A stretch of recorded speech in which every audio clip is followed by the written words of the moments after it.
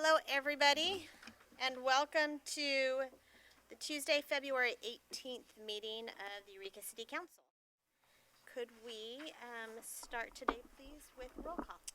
Mayor Seaman? Here. Councilmember Castellano? Here. Councilmember Mesner? Here. Councilmember Arroyo? Here. Councilmember Allison? Here. Councilmember Burgell? Here. And Student Representative Smith? Welcome, Student Representative Smith, to your first meeting. We're looking forward to having your input. Would you please join me for the Pledge of Allegiance?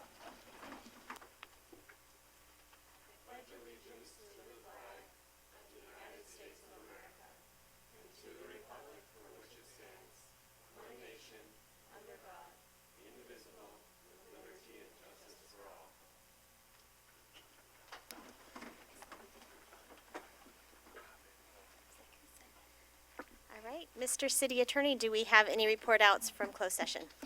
Mayor, no final actions were taken in closed session. Thank you very much. Next, we are going to move on to mayor's announcements. We have a couple proclamations. Is Laura McEwen here from, there she is. Come on up. We have a proclamation recognizing National Dental Health Month. So I will read this. Whereas the month of February marks the 20th anniversary of the Dental Advisory Group and its National Children's Dental Health Month, the Dental Advisory Group is a diverse partnership that meets in Eureka and promotes good oral health for all of Humboldt County residents, especially low-income adults and children. And whereas the Dental Advisory Group has helped bring oral health resources to our community, such as the Humboldt Health Foundation Dental Angel Fund in 2000, Circle of Smiles Initiative in 2001, First Five Humboldt and the Mel and Grace McLean Foundation Awards in 2014, the Dental Transformation Initiative, Local Dental Pilot Project in 2018, and Prop 56 funding in 2018. And whereas the Dental Advisory Group is the place for professionals to learn and share information with the goal of preventing dental disease and supporting children to grow into cavity-free adults. And whereas National Children's Dental Health Month is a national event that promotes education and awareness along with our local Smile Humboldt programs, highlighting the belief that the power is in your hands to embrace healthy habits and to make and keep all dental appointments. And whereas tooth decay is the most common disease found in children and is avoidable by brushing twice daily for 2 minutes, using fluoridated toothpaste, flossing daily, having routine checkups, eating a diet low in sugary foods and drink, and drinking Eureka's fluoridated water. And whereas the Eureka Children and Families Initiative strategic plan identifies dental health as a key component of overall health and demonstrates a commitment to finding effective and affordable ways to provide better access to dental care.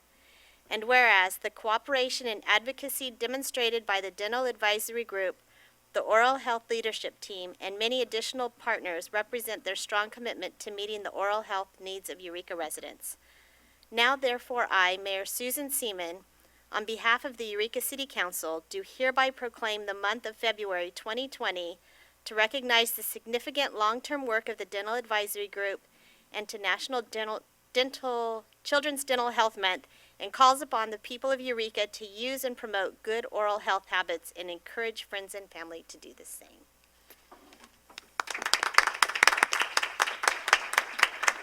Would you like to come up and say a few words?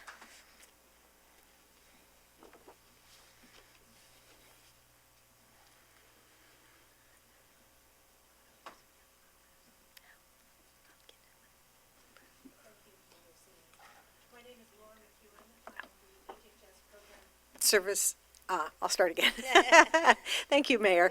I'm Laura McEwen. I'm the HHS Program Services Coordinator over at Public Health, and I oversee the oral health programs there.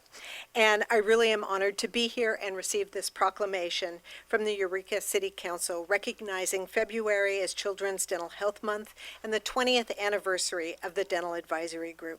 Oral health is an important component of overall health. Unfortunately, dental decay is the most common chronic childhood disease. Children with dental disease who are in pain are more likely to miss school, less able to focus, and be productive students. 9 years of the kindergarten oral health assessment data shows that approximately 35% of incoming Eureka City School kindergartners have untreated decay. This places an unfair health burden on Humboldt's youngest members. The good news is that dental disease is completely preventable. It does require consistency of brushing 2 times a day with fluoridated toothpaste, flossing daily, and limiting sweets and sugar-sweetened beverages. Parents should brush and floss their children's teeth until age 8. Like our marketing states, the power is in your hands. Eureka's fluoridated water and topically applied fluoride, like fluoride varnish, helps keep teeth strong and can reverse early demineralization. Every child should have their first dental visit by age 1. Dental access is good for children on Medi-Cal Dental through the 5 dental clinics in Humboldt. We do welcome you to visit the Bayshore Mall for the dental fair on February 22nd, this weekend, from 11 to 3. Children and families can talk to a dentist, get fluoride varnish applied, and play fun games, and bring home oral hygiene supplies. We hope to see you there. Thanks again for your support for good oral health in Humboldt County. Thank you so much. Thank you. And we have a question for you, Laura. Laura, at the event this weekend, will the Tooth Fairy be there? I remember she was there last time. Yeah, great. We'll have a big tooth, and so Great. we'll have more than just. So the Tooth Fairy will be there for all who are awesome. So, and Thank I you. wanted to say too, I invited the dental advisory group to come here to make a presentation today. When I started doing interviews for my children's initiative, my first 3 interviews with people who work with children talked about the importance of dental health. It was something I was completely aware of, and I found it was a constant theme throughout all of my interviews with people who know and take care of children, just how important this is. And the work that you guys have done in 20 years has really been impressive. So thank you very much. I have a proclamation. Well, I'm very thankful that in your Eureka Family and Children's Initiative, you acknowledge dental health. I couldn't ignore it. Thank you.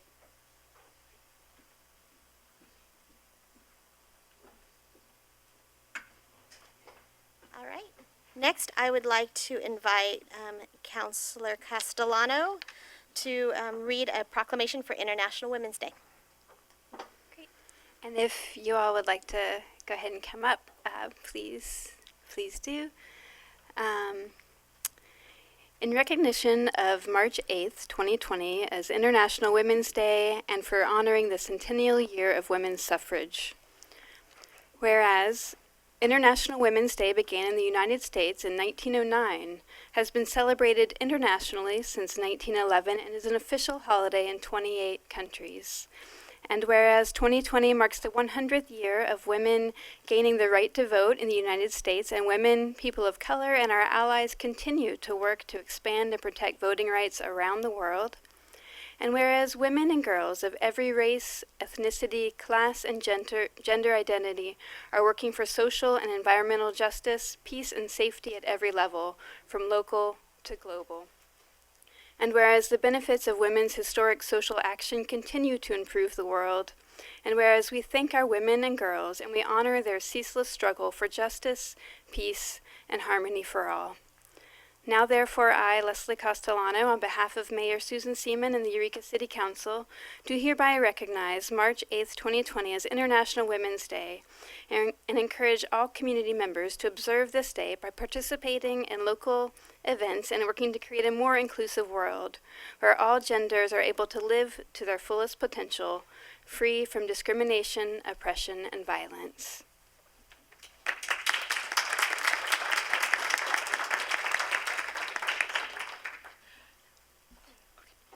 Hi, my name is Linda O'Hara Scott.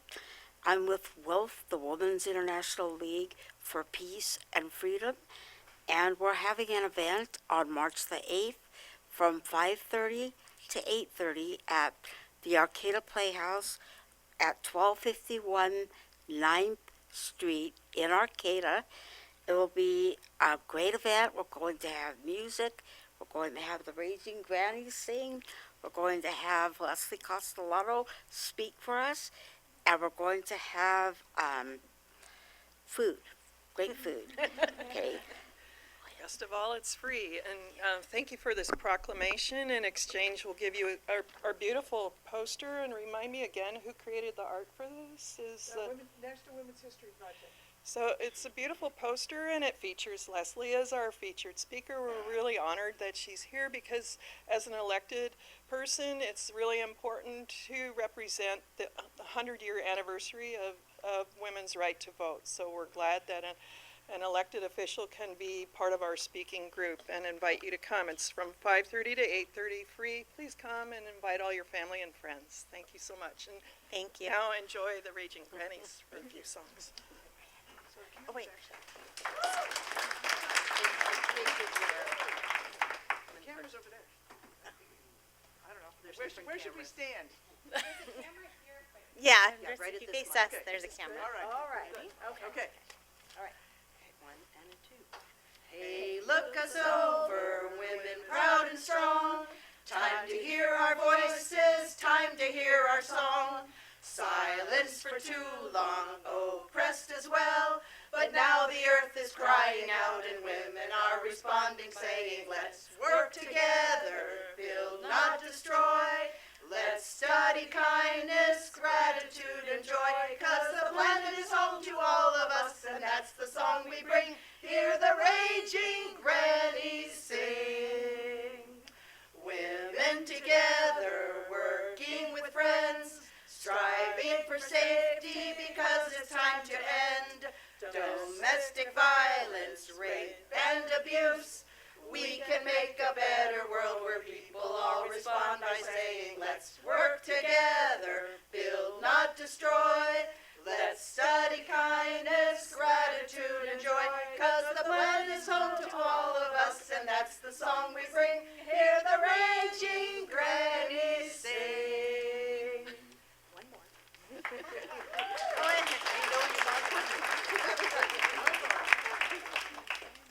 And this is in honor of the fact that we're talking about there's election right in 2 weeks, more or less, and we want everybody to vote.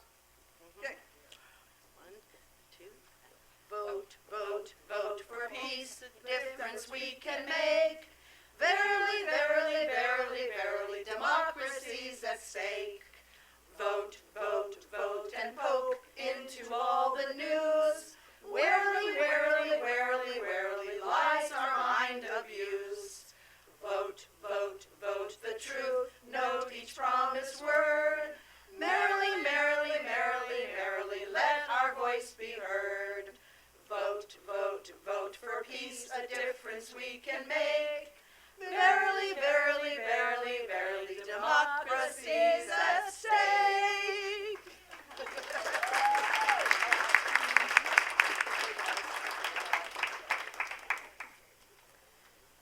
Thank you so much.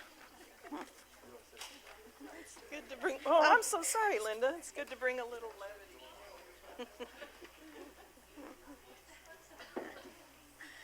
Next, I would like to invite up Swan Asbury, our Economic Development Coordinator, and she is going to introduce the Artist of the Year and the Business of the Year.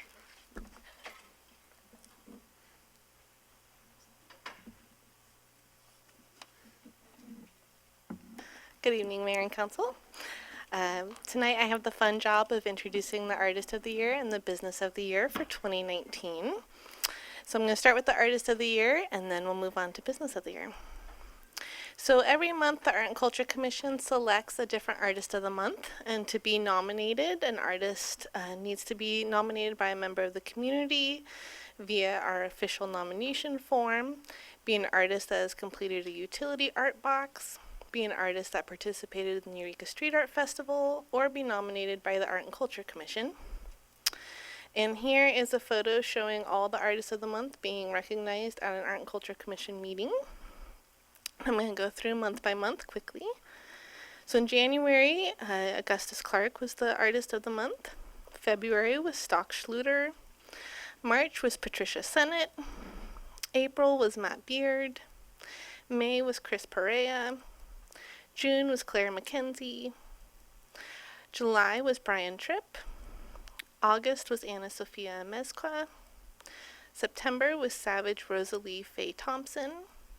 October was Blake Reagan. November was Will Gibson. December was Lynn Jones. And I'm happy to say the 2019 Artist of the Year is Blake Reagan.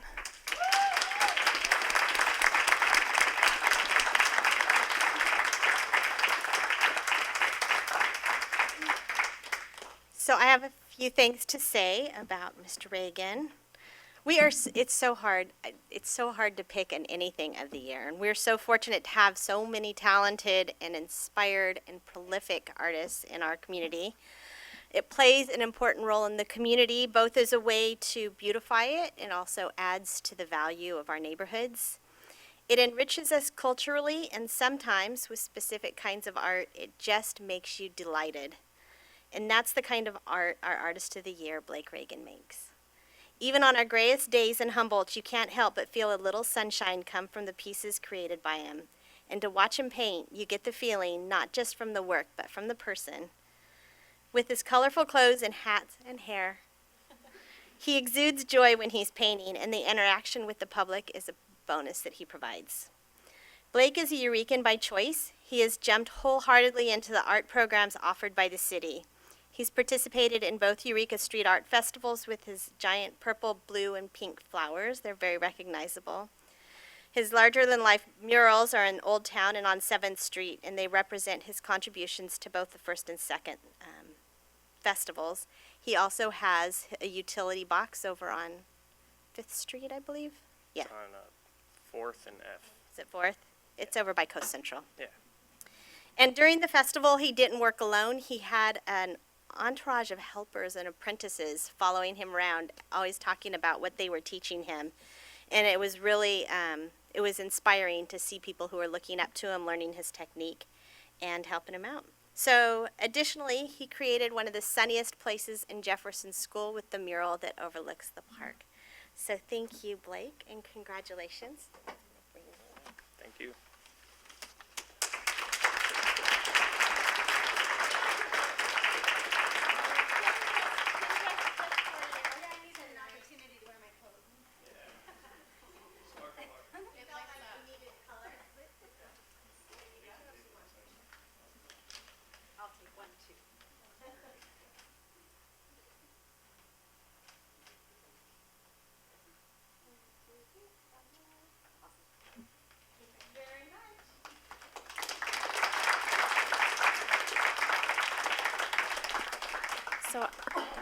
So I just wanted to say that, Blake, I know you also work really hard outside of just being an artist, and so just want to encourage the public to support our artists because they work really hard not just at their art, but they have to also often work hard in other areas just to make a living, and so really all we can do to support our artists will be greatly appreciated, I'm sure, but I appreciate you, Blake, for all you do and how you serve the community, not just in your art, but other areas too, to keep yourself afloat. But please buy art and support our artists.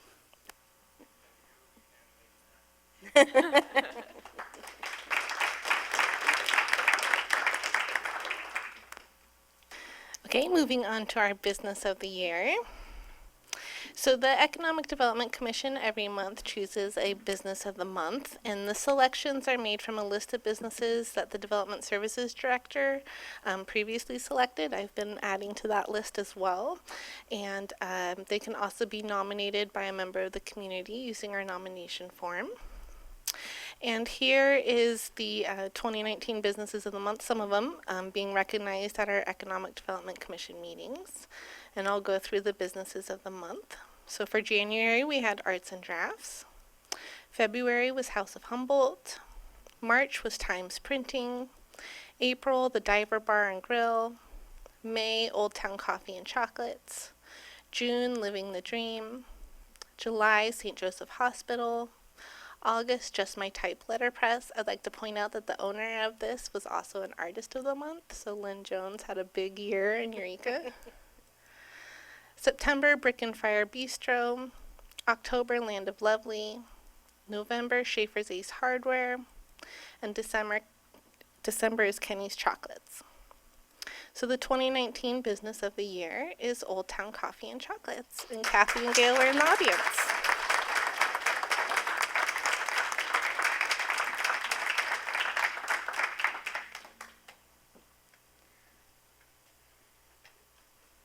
Hello. Hello. So I just have a few words again, and then I'll. So,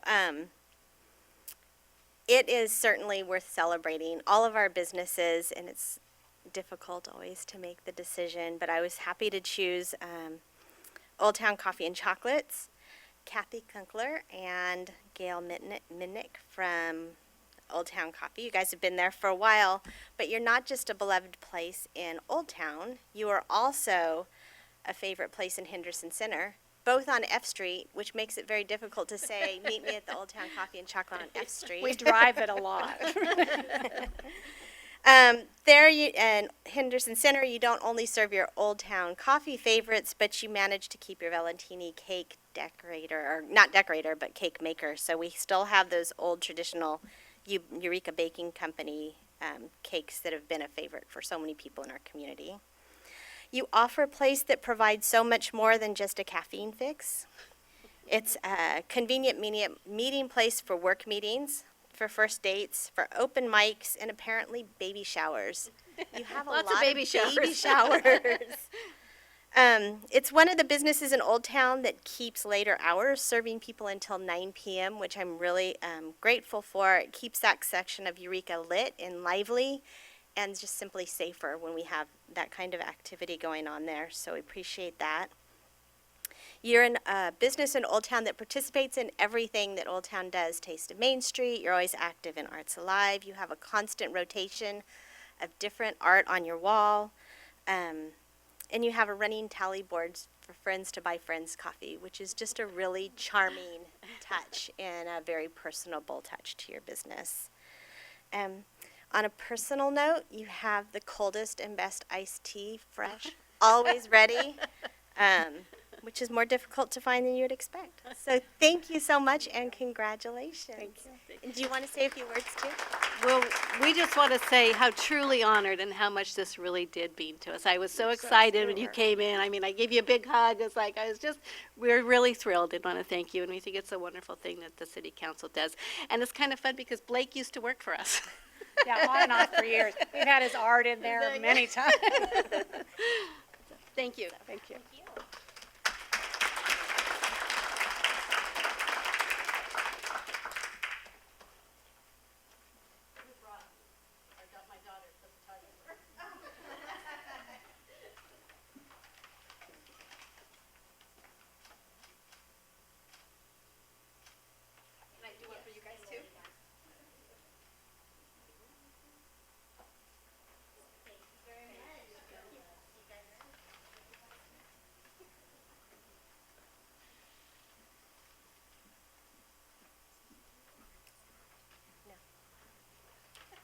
I do drink iced tea. That is always a fun thing to do once a year. So let me I have so much room. You guys didn't know, my whole thing back here was so full I couldn't see anything. All right, next we are going to have a presentation, a community well-being survey, HSU Department of Geography, Environment, and Spatial Analysis. Amy Rock, and is Matthew Derrick here too? You're solo tonight. All righty. I get to carry the whole show. So to give a little background for those who aren't as familiar, Dr. Matthew Derrick, who's the chair of Geography, Environment, and Spatial Analysis, started a conversation with Councilmember Castellano several months ago, I think. It was last fall. It's been a while. About a project that was conducted in the Detroit area for many years. So there's a survey that a lot of social scientists are familiar with. It's called the Detroit Area Survey, and it was conducted for something like 50 years running, every single year, and just asking questions of the community members about various factors and so forth. And so what we thought would be a lovely thing would be able to do that in a community in our area. And the city of Eureka has been kind enough to allow us to conduct this in Eureka, which is very exciting to us. We think that's going to be a lot of fun. So I have a little handout here, maybe. pass some up each side.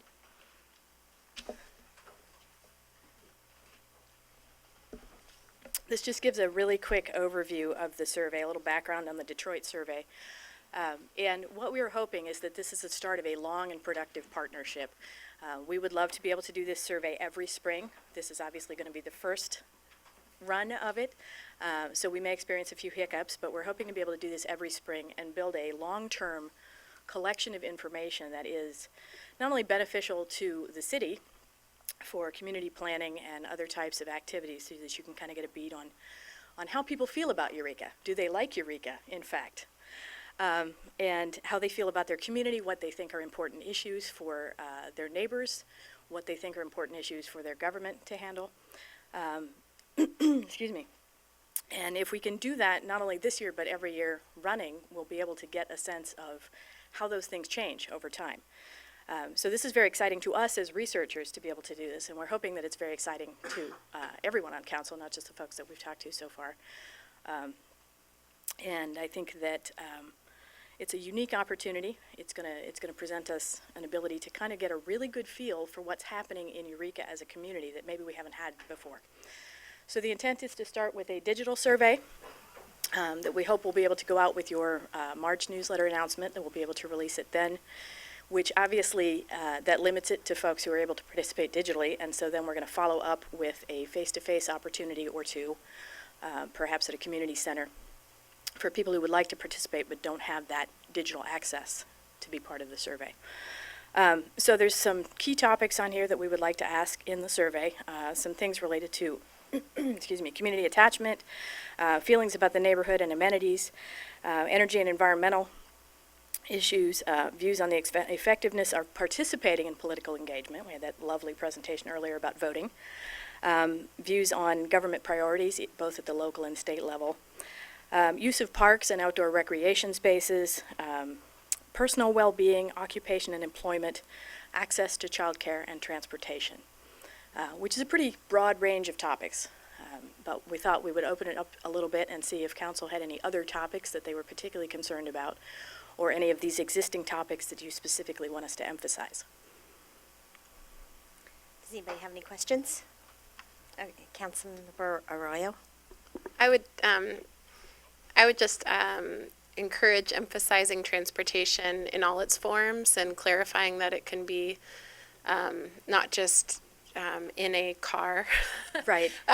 Because I would love to hear more from folks in the community about that. And while I have the mic, I just want to say I really appreciate that you're doing this, because sometimes we don't hear about a broad range of topics from a broad range of people. We hear from a very select few over and over and over again. Right. So it's right. really nice to get a broader view of what people are thinking on a variety of key topics. So thank you. You're welcome. Yeah. Does anybody else have any questions? Councilmember Castellano, do you have anything you want to say since you brought this to us? Sure. Well, thank you, Amy, for bringing this. And I am really excited to see what the people of Eureka have to say, you know, in a non-political setting. You know, I imagine that if ideas come to us, that we could contact you over the next couple of weeks if there's something, you know. Are you familiar with Mayor Seaman's Children's and Families Initiative? Only in a very general sense. Yeah. I think you can grab one behind the All right. agenda on your way out. Okay. It may be worth looking at, just because that is something that we've pursued together as a council and have been supporting, just to see if there's some topics from that could be carried into this year's survey. And I was going to announce this later in more detail, but I do have a town hall meeting coming up in March. So that may be, I mean, it's Ward 1 specific, but that may be a way of reaching different people. And I would imagine that other councilor members would be excited to kind of reach out to you, and if there are different public events where you might be able to go and set up a table, or, you know, or something like that, I think that could be a good way of also reaching the community through some of the already existing public meetings that are happening. Yeah, that would be incredibly helpful. Thank you. Absolutely. Yeah. And I just wanted to say, I just wanted to say thank you to Humboldt State for providing this service. It's nice to be able to have those resources and to see them being utilized to help the community. So I really appreciate it. And Councilmember Arroyo.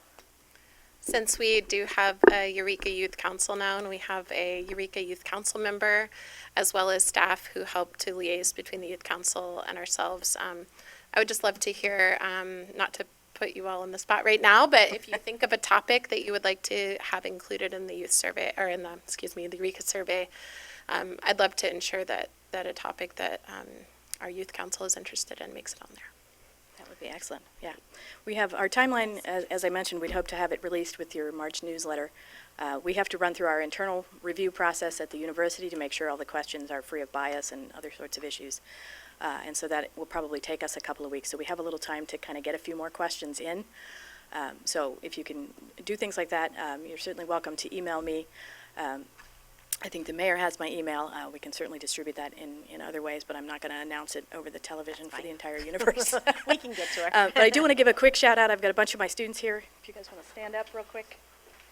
Oh, they're going to do the the smiling work. faces that will be doing the survey. All right. Right, thanks a lot. We're looking forward to seeing what you come up with. We are very excited about it. So thank you very much for the opportunity to partner with you. All right.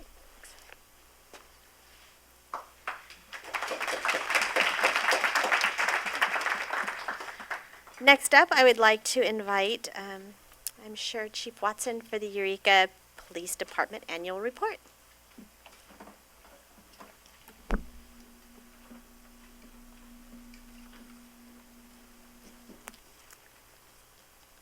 Oh. I also have here with me tonight our crime analyst and budget master and public information officer and about 40 other hats, Brittany Powell, who actually put the majority of this presentation together.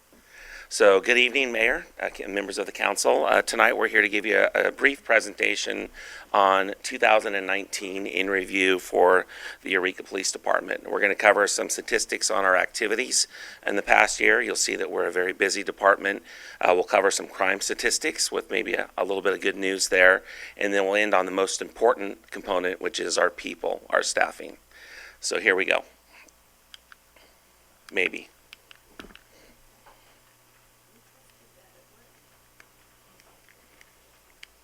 We're off to an awesome start here.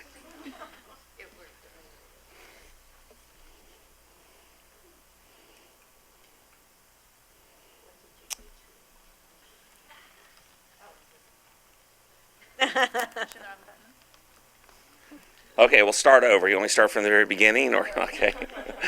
Okay, so let's talk about our communications center for a minute. That's the heart and soul of the department.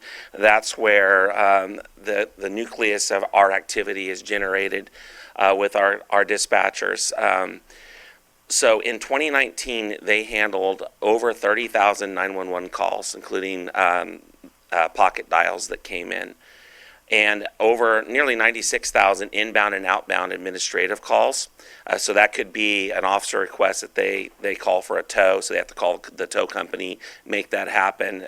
Just a whole plethora of different phone calls they're responsible for handling. So that's a total of over 126,000 phone calls a year, or 346 a day that they're handling. Keep in mind, there's only 2 or 3 dispatchers and call takers on at a given time. If you're lucky, you'll have a couple dispatchers and a call taker during the daytime when it's busiest. You only have 2 dispatchers at night. So they're very busy up there. They also dispatched over 76,000, in fact, nearly 77,000 total incidences. That includes 87% that were police in nature and about 13% that were fire and medical. And that's an average of 211 a day. So again, and you've heard this before, our dispatch center is the only one in the region that dispatches all 3 disciplines, police, fire, and medical. And these numbers represent an 8% increase over 2018, probably largely due to the work of our community safety enhancement team, which got up and running that July. So from the perspective of our patrol officers and some of our special units, dispatch handled over 67,000 police incidents. So that includes over 42,000 calls for service where someone calls 911 or calls Eureka Police Department requesting a service from an officer, and nearly 25,000 officer-initiated actions, which is about 36% or so of the total. So that was an increase last year on the officer-initiated side of over 4,400 or 22% compared to 2018. And you can see the breakdown there. About 25% of those self-initiated actions were traffic stops, and you have 75% that are other officer-initiated actions. Could be a field interview of a suspicious subject, a vehicle investigation. They see a warrant subject that's walking, they go out with them, patrol check, things of that nature. We also took 8,400 reports this last year. That was a reduction of about 400 reports, probably due to changes to our panhandling ordinance and our camping ordinance, and a great reduction in citations for those two particular areas due to some case law changes. And keep in mind, every one of those reports has to be processed by our records section, so the volume of work is tremendous. I'm very proud of our department. At the end of the day, we're crime fighters, and we do that best of anyone in the county, without question. You'll see that we made nearly 4,600 total arrests in 2019. And that includes over 3,500 individual jail bookings. That means we took an individual down to the county jail in a custodial arrest and processed them there, had them booked into jail. That is more than double any other agency in the county. And in fact, it's more than the next two closest agencies combined, with Arcata around 1,300 arrests and the Sheriff's Office around 1,600 custodial bookings. So they do a good job at taking people that need to go to jail. They also issued over 2,600 citations. About 71% of those were traffic related. We know that traffic is a big concern in the city, so we're trying to address those issues. Those are officers on patrol that may on view a violation, and there's also officers working grants through the Office of Traffic Safety and also the Safety Quarter enforcement grant opportunity that we have. And now I'll hand it off to Brittany. That's this button. All right. So every month we report crimes to the FBI Uniform Crime Report, and these are called the Part 1 crimes. And Part 1 crimes include murder, rape, robbery, aggravated assault, burglary, larceny, and vehicle theft. These reports do not include things like drunken public, collisions, or any other. It's just a very strict criteria of what's reported to the FBI. Over the last 3 years, we've trended down. We took 1,510 reports, Part 1 crime reports in 2019. That's a 10% reduction compared to 2018. This map here, or graph here, shows violent crime reports taken by year. We have 17, 18, and 2019. You can see that robbery and aggravated assault trended down significantly. We had a 25% reduction in robbery reports in 2019 and 18 compared to 2017, and a 15% reduction in aggravated assault reports in 2019 compared to 2018. And I'm going to go back to robbery. Over a 13-month period from February 2016 to March 2017, the Eureka Police Department Criminal Investigation Section solved 29 armed robberies, 9 of which were from other law enforcement jurisdictions. Ultimately, 11 suspects were arrested and convicted. These convictions resulted in a total of 132 years of court-ordered sentencing. This is huge, and I think why we saw such a huge reduction in armed robberies. As far as property crime, probably one of our biggest concerns in the city of Eureka.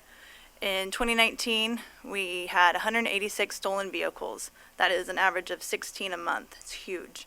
But we did see a 10% reduction. And the really great part is we do have a 94% recovery rate. That includes vehicles that were recovered by other agencies in other areas. Eureka also recovers vehicles that were reported stolen from other jurisdictions. But ultimately, of the 186 stolen vehicles in the city limits of Eureka, 94% were recovered. We took 109 residential burglary reports, It's an average of 9 burglaries a month, and this is a 33% reduction compared to 2018. And residential burglaries, just to clarify, that is going into a home, typically when nobody's there. They usually happen during the day while people are at work, or in a home where it's very clear that somebody's out of town. We took 980 larceny reports. It's an average of 82 reports a month. Larceny reports make up 72% of all of our property crime and 62% of all reported crime. So it's definitely takes up a lot of our time, and luckily we have community service officers that help out our police officers in taking these reports.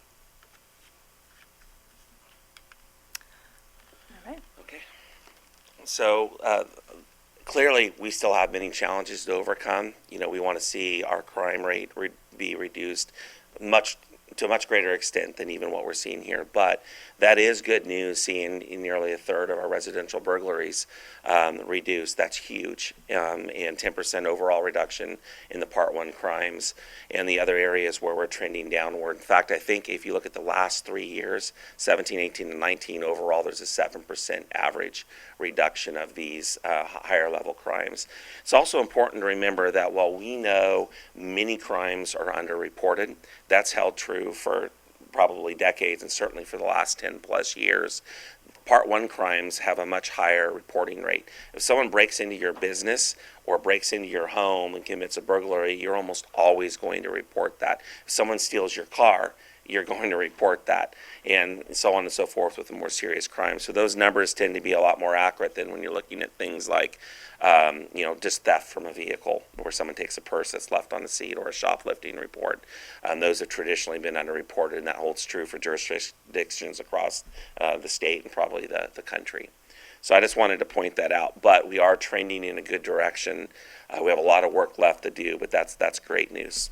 And it's a credit in part to a lot of the hard work that's being done out there.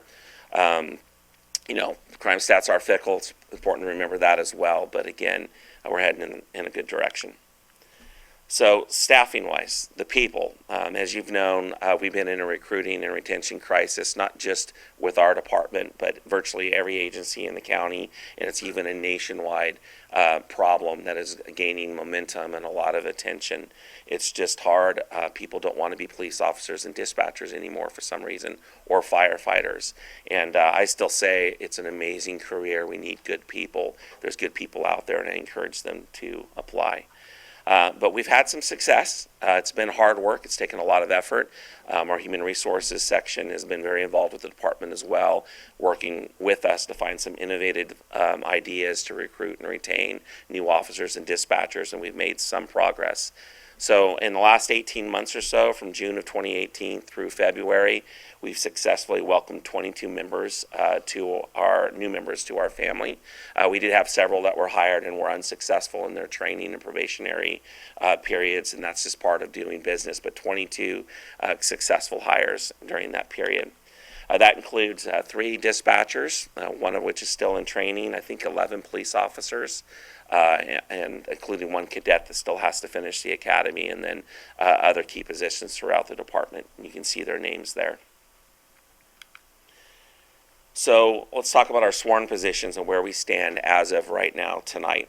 So for the fiscal year 2019-20 budget, EPD was allocated 49 full-time police officer positions. That includes 9 sergeants, the 38 police officers, and 2 captains. Doesn't count the chief.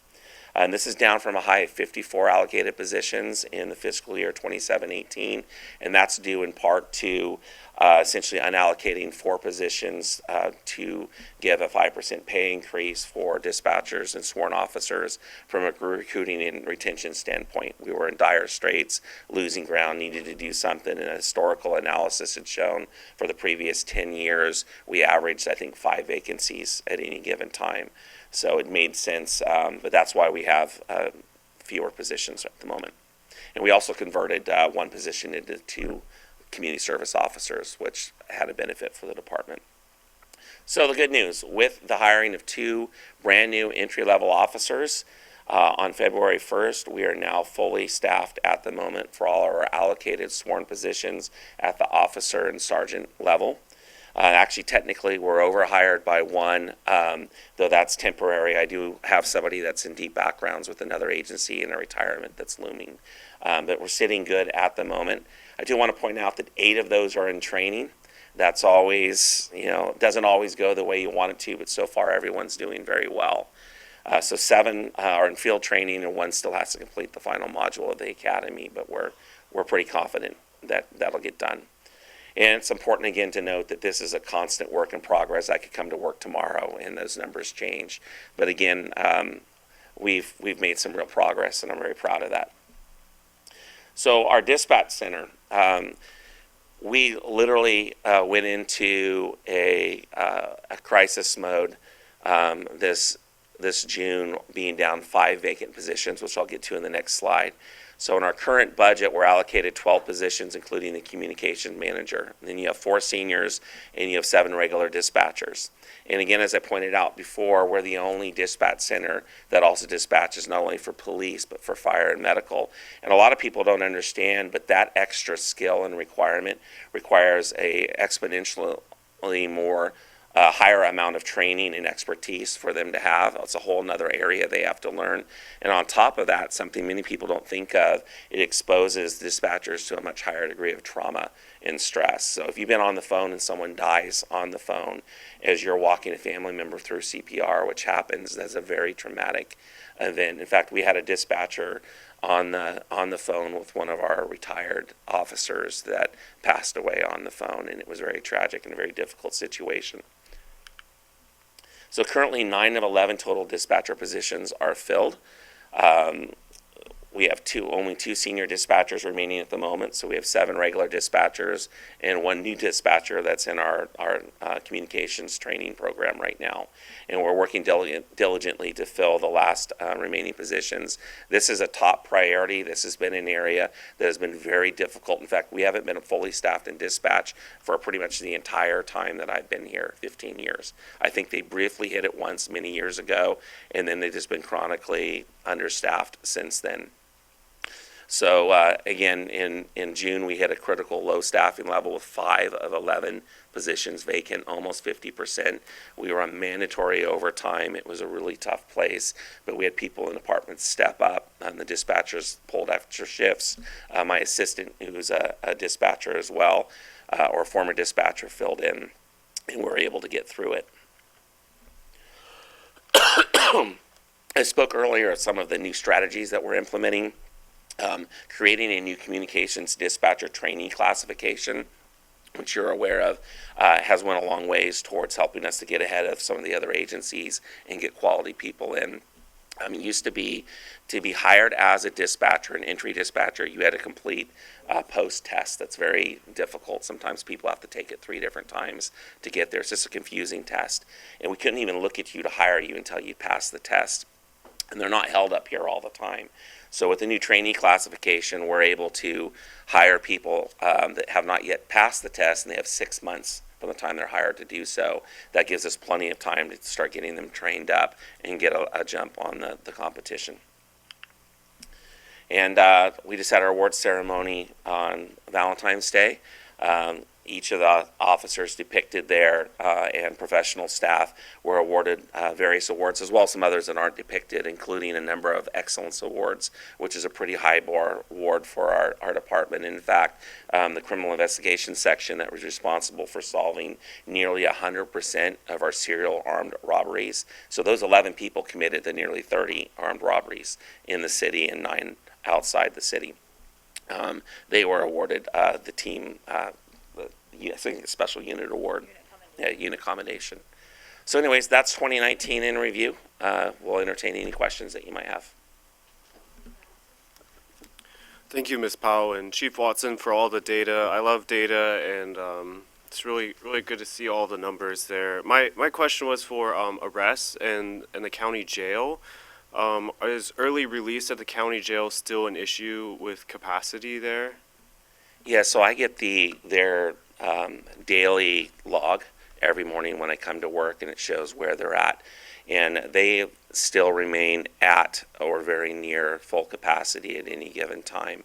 I think there was just a handful of spots open, and that's they have some kind of system where they actually I don't remember what the terminology is, but they have their maximum rated cap, and then they have a little bit of extra room they can squeeze in there, and so that is a chronic problem still. So the county jail has all these great corrections programs to help reduce recidivism for, help keeping people out of jail. I mean, you're not the county, but how can the county implement these programs if people are being released, in hours? It poses a great challenge. I'm sure the sheriff could speak at length about that. All right. I just know that's one thing the Eureka struggles with, and I'm sure every other jurisdiction in the county struggles with too. It's just that issue at the jail of capacity. And there's a couple ways to look at that. One is for our most habitual offenders or recalcitrant offenders, every minute that they're in the jail, and I know that isn't a long-term permanent solution, but every minute in there, they're not victimizing someone else. I mean, one person could be responsible for, hundreds of crimes in a year, and we have individuals like that. The other thing is when they're in jail, they're not using. Well, for the most part, occasionally someone smuggles some dope in there, but, they have an opportunity to engage in these programs, maybe get clean and sober for the first time in a long time, kind of rethink their life. And when we don't have as many people spending that kind of time in jail at the moment, yes, you lose that benefit. Thank you. Keep up the good work. Any other comments or questions? All right, thank you. And thank you again very to... much. If we're taking comments too. This is just a report, it's not a... Yeah, so really appreciate all that you do, and you guys really do a lot, and it's striking the percentages that have gone down. It's really commendable, especially because of the fact that you guys have been understaffed for a good portion of that time. I know we're hitting our stride, hopefully, but it's really remarkable what you guys have done, and I appreciate the way you've been intentional about addressing some of those crimes and working together with your team to not only address crimes, but do it in a way that continues to treat people humanely and kindly. Thank you. Surprise, I have a last minute question. I know that there has been discussion in the past about having a joint dispatch center with the county or with other agencies locally.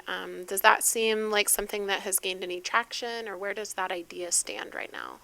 So the Sheriff's Office commissioned, I believe through grant funding, a consolidated dispatch feasibility study. That's been finished, and we had our briefing on that just a couple weeks ago. The company that put the study on did feel that ultimately it was feasible for the county. However, if you look at the nuts and bolts, we're a long ways from being able to make that happen. There's some serious questions. One about the cost, even on the front side, as well as control and some other questions. So not impossible, but I think that we're not ready right now today to go there. But we are going to have a working group that's going to continue to meet. The sheriff at least would like to.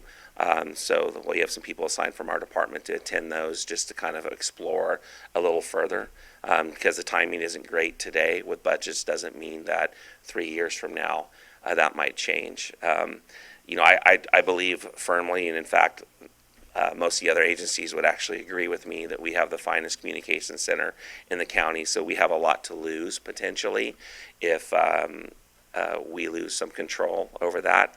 At the same time, we have a lot of needs in the county, including a new emergency operations center and the ability for something like that. So we'll keep you posted if that changes.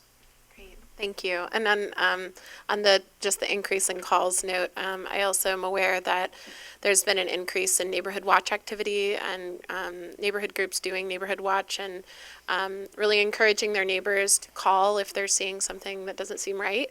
And so, I don't know if you think that might be part of the increase in calls as well, but I certainly know that more of my neighbors are more actively notifying the EPD of issues in the neighborhood. So.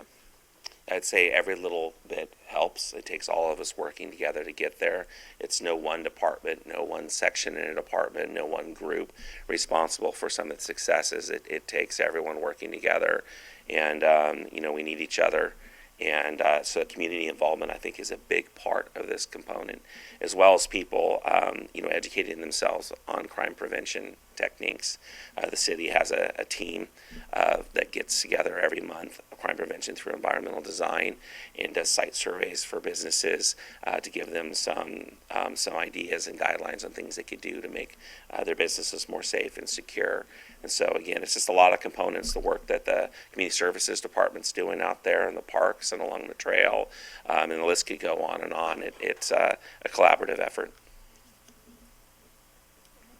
Okay, Mesner and Castellano.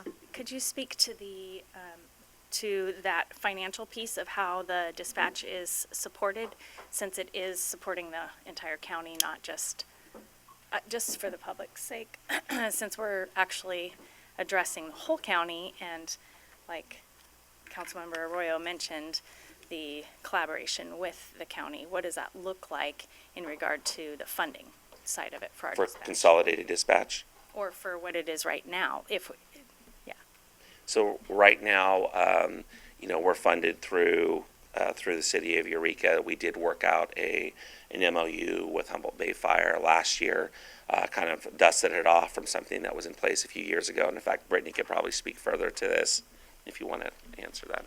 Yeah, we started, the county portion of the JPA, the Humboldt Bay JPA, has started contributing again, and I believe it was about $40,000 last fiscal year that they paid towards dispatch services. So I think that speaks to partly what Councilmember Arroyo was mentioning, that if we are the dispatch for the whole county, what is it that they're contributing to make sure that we're working together toward that? So in terms of consolidated dispatch, they haven't worked out any kind of firm plan for that. That's one of the questions that would have to be answered. There'd have to be some kind of cost sharing. I think there was 4 different models that you could look at of consolidated dispatching. I don't remember them off the top of my head. I don't see any reason why I couldn't provide you with those reports. I could send them to you. I don't think they're a confidential document, so you could review and take a look at that, and I'll send it to the city manager, and we'll go from there. Councilmember Castellano. Just a quick question. I know, at least on the level of 411, there was an increase in calls during the planned power outages.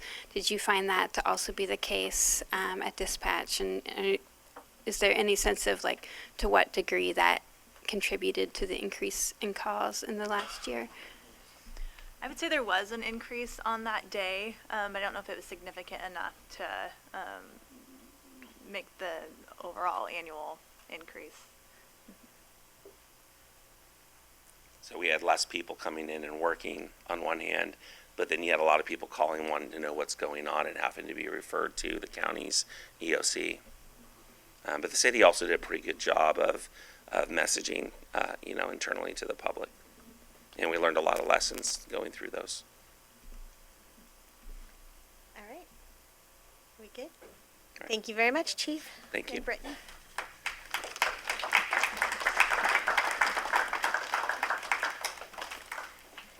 All right.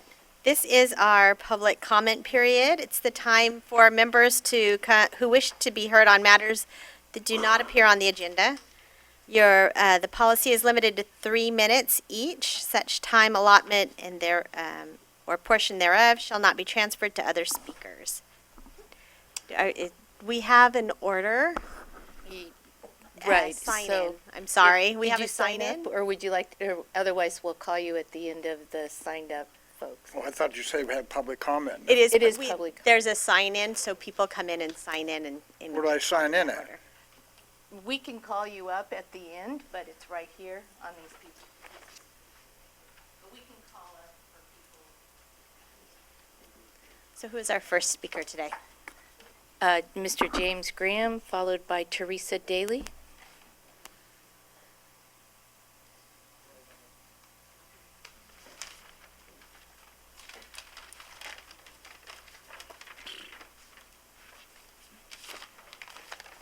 Good evening, council, mayor, and guys too. My name's James Graham. I've been talking with people that actually use heroin to try to figure out why they keep dropping their needles all over the place and not picking them up and being responsible with them. At the very least, that's the least they could do. So I've been talking to a few of them, and this is what I got, so I'm just going to read it. I think they don't care and just don't think past the day they're in. They are only thinking about their next fix and new needle and forget about their last fix and old needle. They don't think about repercussions. Most of them, even the careful ones, drop rigs from time to time, lose them, etc. They figure they'll get their needles one way or another and see no real threat and losing needle exchange like it will always be there. Plus, most users have a diabetic friend that can get needles from also. It goes like this, okay? Some person will go to everyone and collect as many used needles as they can and bring like 6 milk jugs full at a time to needle exchange and are given a trash bag full of like 10 boxes of needles. Each box has 12 packs of needles in a box and 12 needles in a pack. That's a lot. Then they'll go and trade the new packs of needles to users and friends for dope or $3 a needle. Most will say that I'm mean for saying this, but it's true. Even when this person was using, they refused to go to that level and be part of that scene. Even if city council or others gave them homes, food, and a job, I guarantee you that 90% would either steal from it, not show up, trash it for sure. The homeless need to be rehabilitated back into living into normal society. You can't just give them things they don't know how or won't maintain. Most don't even care. Everything's temporary. And that's your answer to why they litter all over and they don't care. Everything is temporary. They're held to no standards of life. That's what I'm getting pretty much from all of them.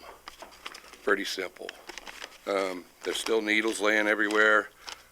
I live on Mill Street, and my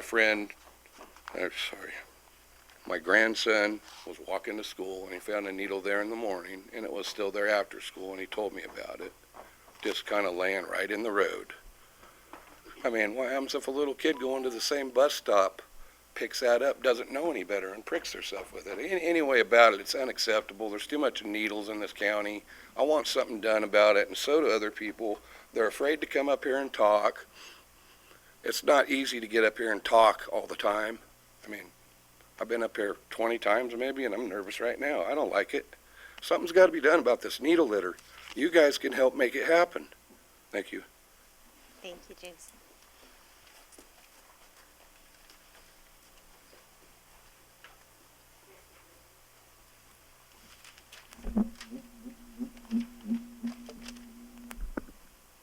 My name is Teresa Daly.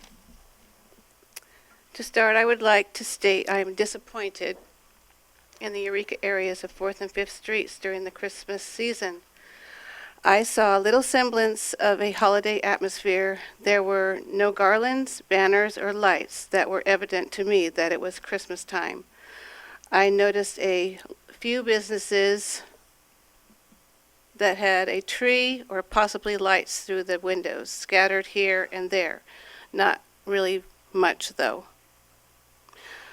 It did not used to be that way. Those areas used to be decorated a lot more during Christmas. I have noticed this trend for the past few years, and it does not sit well with me, and I am certain with other people who have lived in this area for a while. 4th and 5th Streets are part of Highway 101. I can imagine travelers have wondered where the decorations were as well.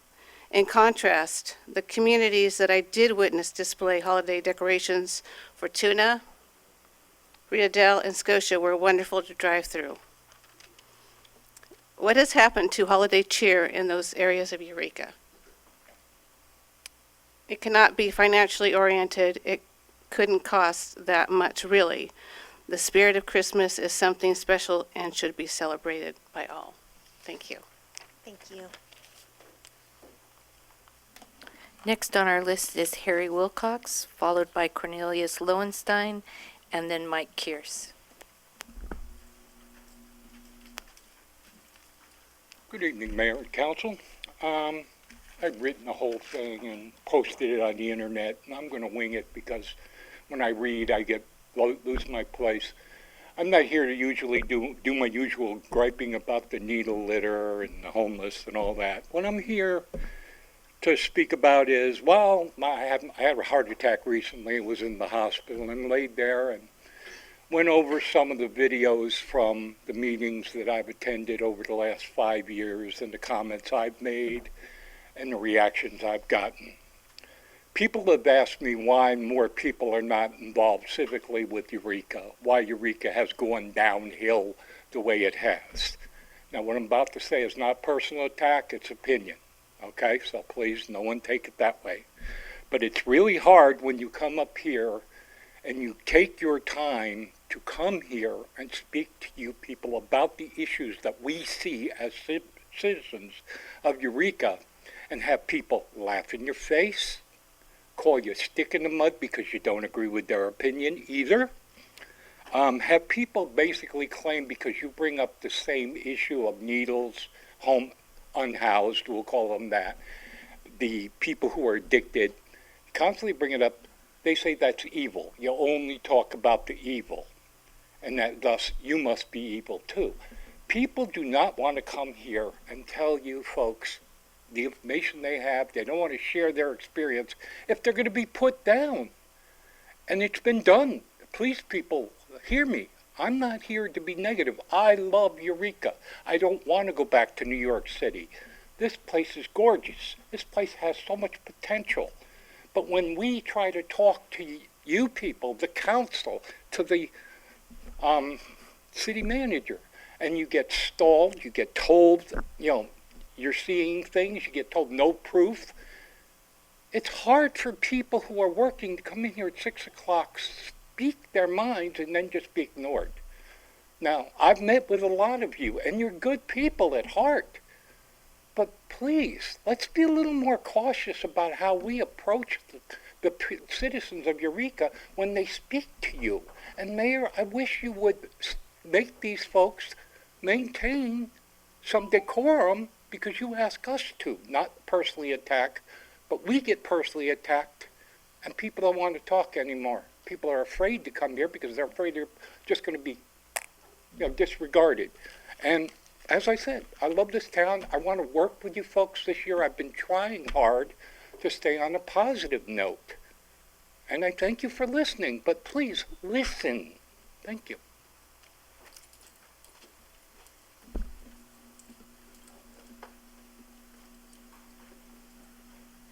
Dear citizens, council, mayor, every time we see each other and it's always the same issue at hand, Eureka is going down the hill and it's going down the hill fast. We see resistance mounting in Chico and that resistance is viable and vibrant. 200 semi-trucks, business trucks blocked Main Street in Chico. I don't even want to know what our PD would, think about that. 200 trucks blocking Main Street, 500 people poured into the last city council meeting in Chico alone. Tonight is another Chico city council meeting. Unfortunately I can't be there. Hundreds and hundreds of people and business owners are rising up because they don't live in the fear of repercussions, of being ostracized on Lost Coast Outpost, of being called names to other private citizens, of being singled out as a private citizen and business owner and called a hate mongerer and worse things. No, those people in Chico headed up over both earlobes with one of Brandy Wilson's brainchildren, the Needle Exchange over there, the North Valley Harm Reduction Coalition over there, and they're going to shut them down. And their council member over there, they are going to listen to their citizens, and their mayor will be forced to listen to their citizens. And their representatives are pulling the funding on those failed social experiment that leaves us with the unsolved economic and ecologic disaster. 100,000 of non-biodegradable bioweapons, kinetic bioweapons, laying all over our waterways, our trails, our forests, all over Old and Downtown. You got a problem to solve because you created that problem, and it is like the Sorcerer's Apprentice of Schiller. Beware of the spirits that you that you raised, and here you are with the, Hatcher disaster on your heels, and you're going to have to figure it out, and you're going to have to deal with political consequences. And somebody has to be held politically accountable. There's no doubt about it. Make Eureka safe again. If Seattle is dying, Eureka is drowning.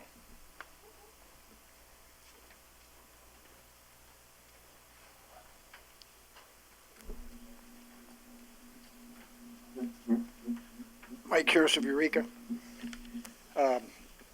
The new nickname for Eureka right now, it's becoming has been known as North San Francisco. 2030 Park. The light, they're so poor. It's so bright over there, you close your eyes, that's how much you can see. They need to have new lighting over there because the people go in there and they hide in the shadows to camp out. The sign says dawn to dusk, not 24/7. They camp in there, and the dedication plaque that was put up there over 40 years ago, I think, dedicated to the people who took care of the park, the 2030 men, and that was knocked down over 20-some years ago, and the city, with their things to do, just threw it away. They never put it back up. It was knocked down by whoever. And what you guys need to do is get out and look at the community with your blinders off and trash in Eureka. Just drive around. You'll see trash. The homeless have created you guys some new jobs by the trash left all through Eureka. Come out of the Bayshore Mall, go up toward Winco, look along there. You see trash. And I know city employees have driven that area many times a day, and they see it. But do they have it picked up? No. It just lays there. That destroys the area. That makes tourism not want to come here. They see this and they go home. I bring some Germans here all the time, and they look at it and they just shake their heads and go home. Shopping carts, abuse. They don't have that problem in Germany. So the point I'm getting at is we need to fix it, and you guys can do it. Tell the city government people who work for the government, who take care of the parks and stuff like, get off their duffel bags, clean up the parks, and make it look beautiful instead of looking like a dump. San Francisco North.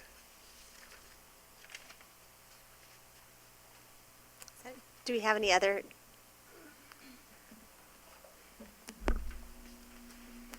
Hello, I'm Caroline Griffith. I'm a resident of Eureka.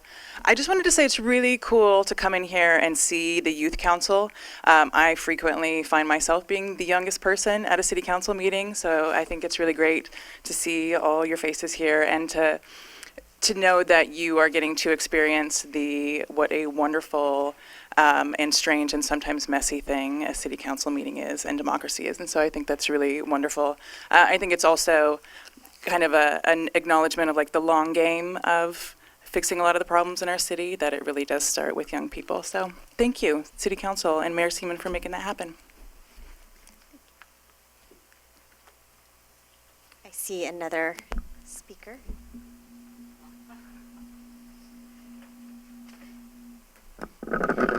Good evening, Madam Mayor and distinguished members of our council.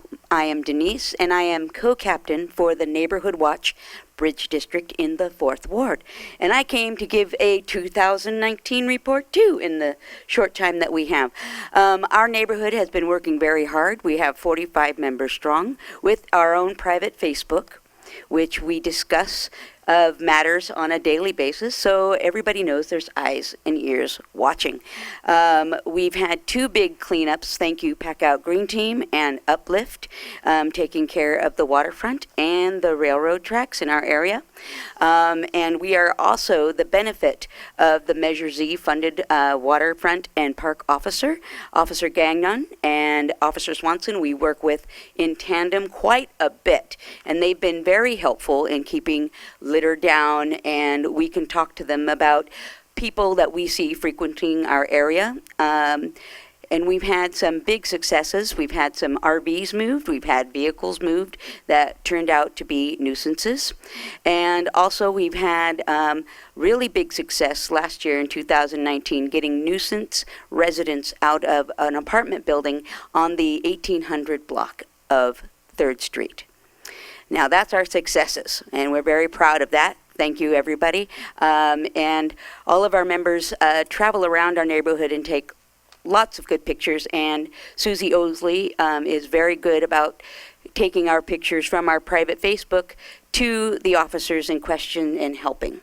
And we had Officer Hill, which is the new POP officer, come into my shop personally and introduce himself. And I want to thank Austin Allison and Councilwoman Burgell for coming into our Neighborhood Watch meeting and talking about a new business that was coming in, the medically assisted treatment program called AGIAS in our neighborhood. We got to sit down, meet with a representative who sat there and answered every single one of our questions, and we thank them for that. And we have two businesses coming in that may be dispensary related, and we would like your help in getting a meeting with them and talking and welcoming them into our neighborhood.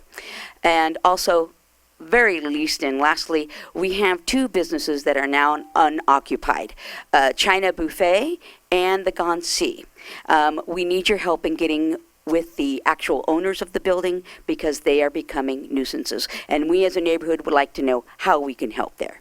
Thank you from the Bridge District to everyone, and thank you, Mayor, for the Good Neighbor Week. We really enjoyed it, and thank you for coming. Thank you very much. I really liked that. If other neighborhood watches want to come and make a report, that was Oh, yes, useful. it really works, and we suggest a good private Facebook page so you're all in communication at all times. Because it's hard to get a meeting once a month sometimes, but every day we're talking. And our next meeting is February 26th. Thank you very much. All right, do we have any other public comment? All right, seeing none, I will close that, and we will come back to the consent calendar. I have been asked to pull item B2 and some questions that I might answer in a little bit, but do I have a motion?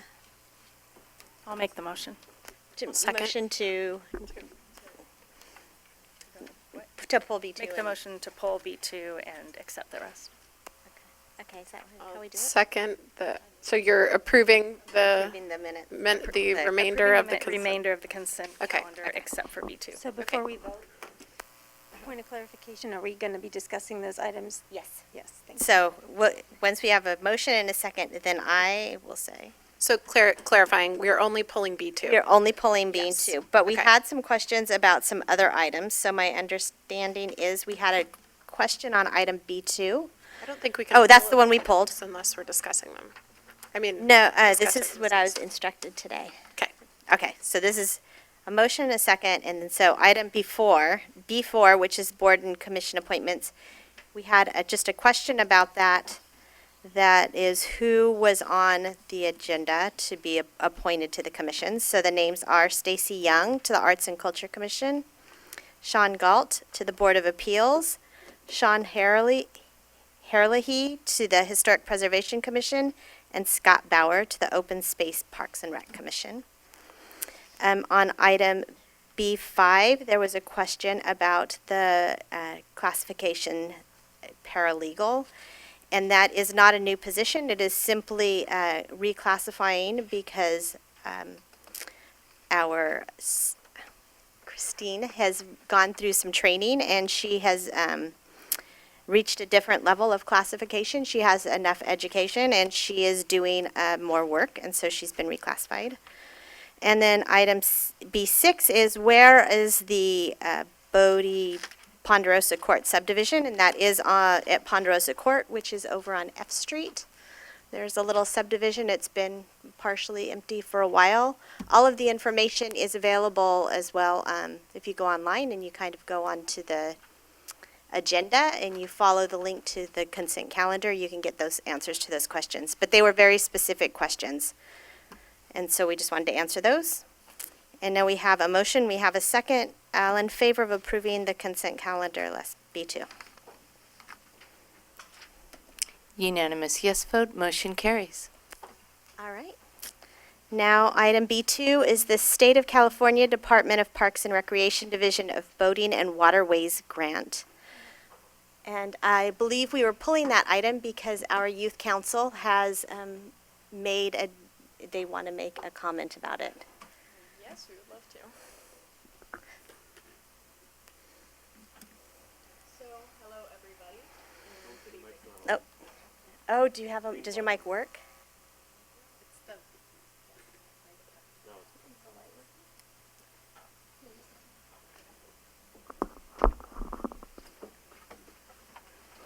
John over here.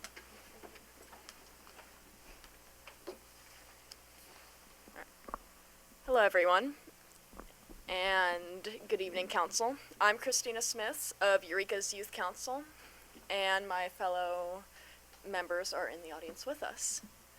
We've received the opportunity to review and research this particular item on the agenda's consent calendar. So, thank you for taking a moment to hear what we have learned. First, we would like to give our congratulations to the Community Services Department for receiving this highly competitive grant.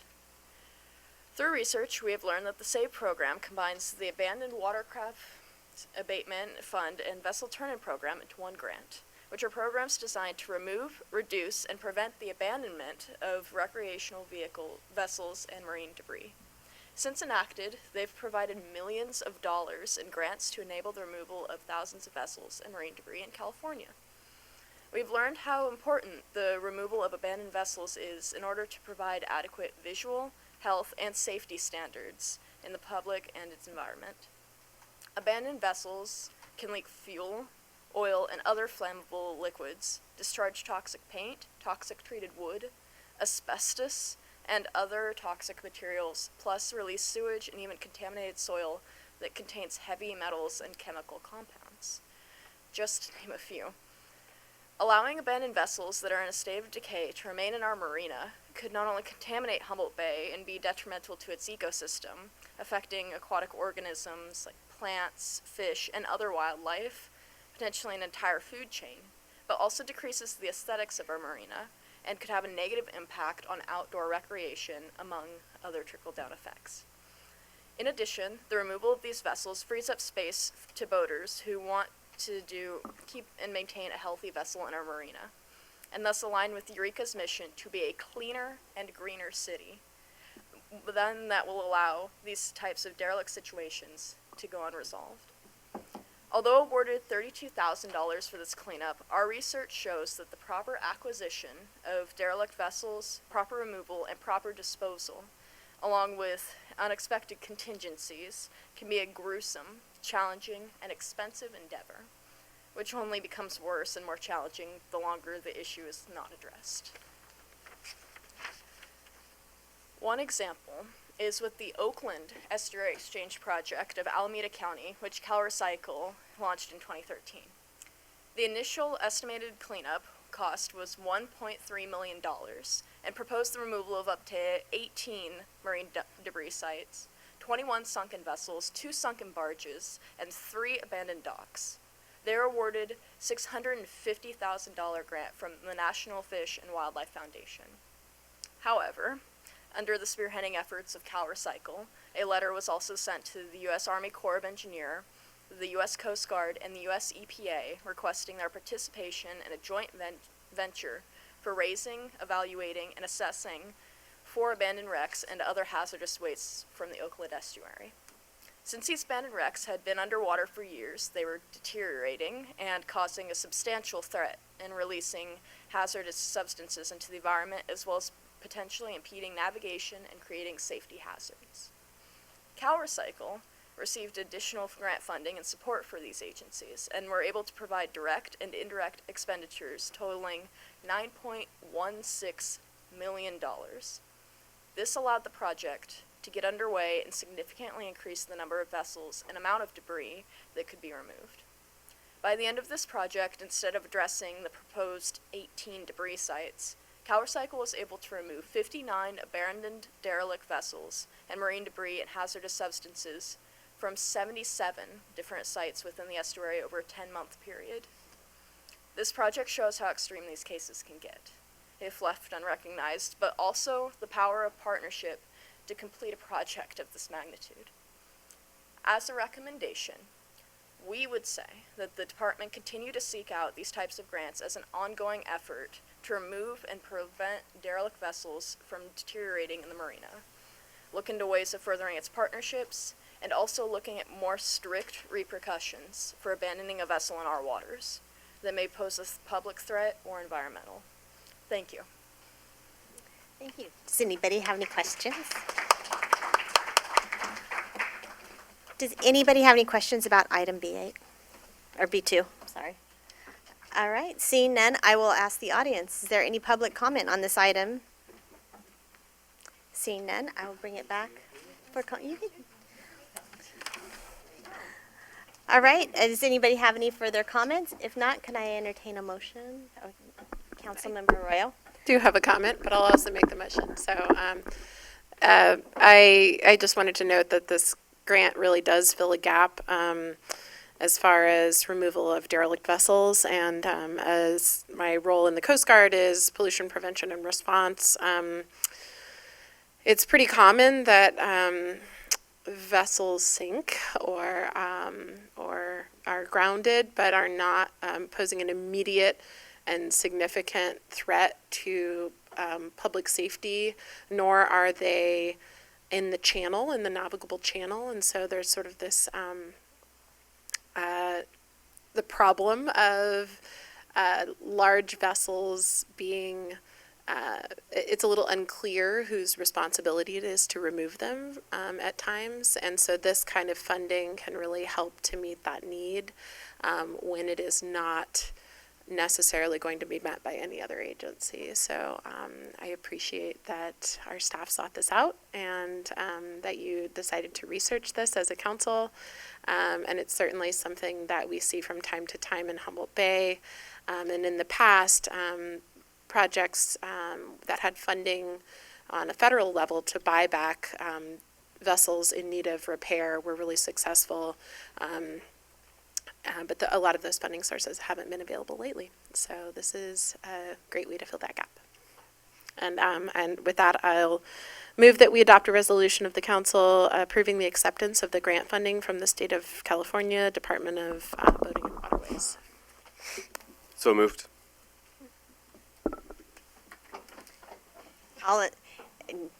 Please vote. Unanimous yes vote, motion carries.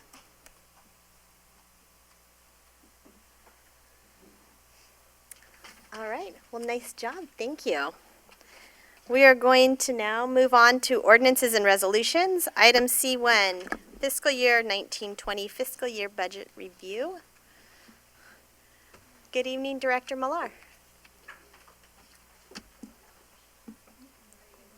Oh. Yeah.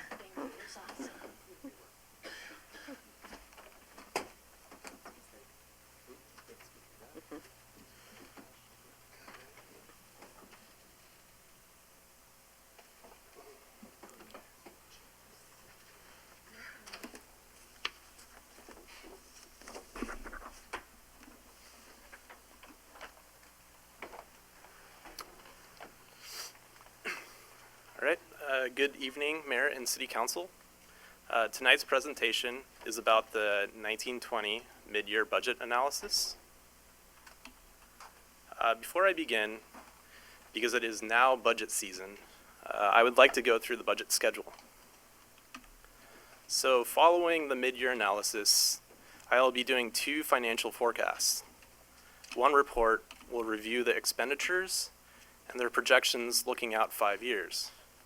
The next report will project revenues out another 5 years.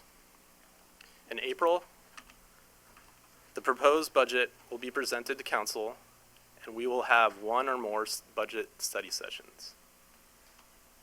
The last step, adoption of the 2021 budget, will hopefully take place in May. So back to the mid-year. So the purpose of the mid-year analysis, or there's 2 purposes of the mid-year analysis.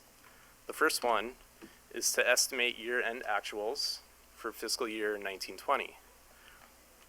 The second purpose is to propose budget adjustments based on these projections. So So the focus of tonight's analysis is to look at the 1920 original budget numbers versus the estimated actuals. So the budget was adopted back in June of 19, and this is kind of an update and a review of those original numbers.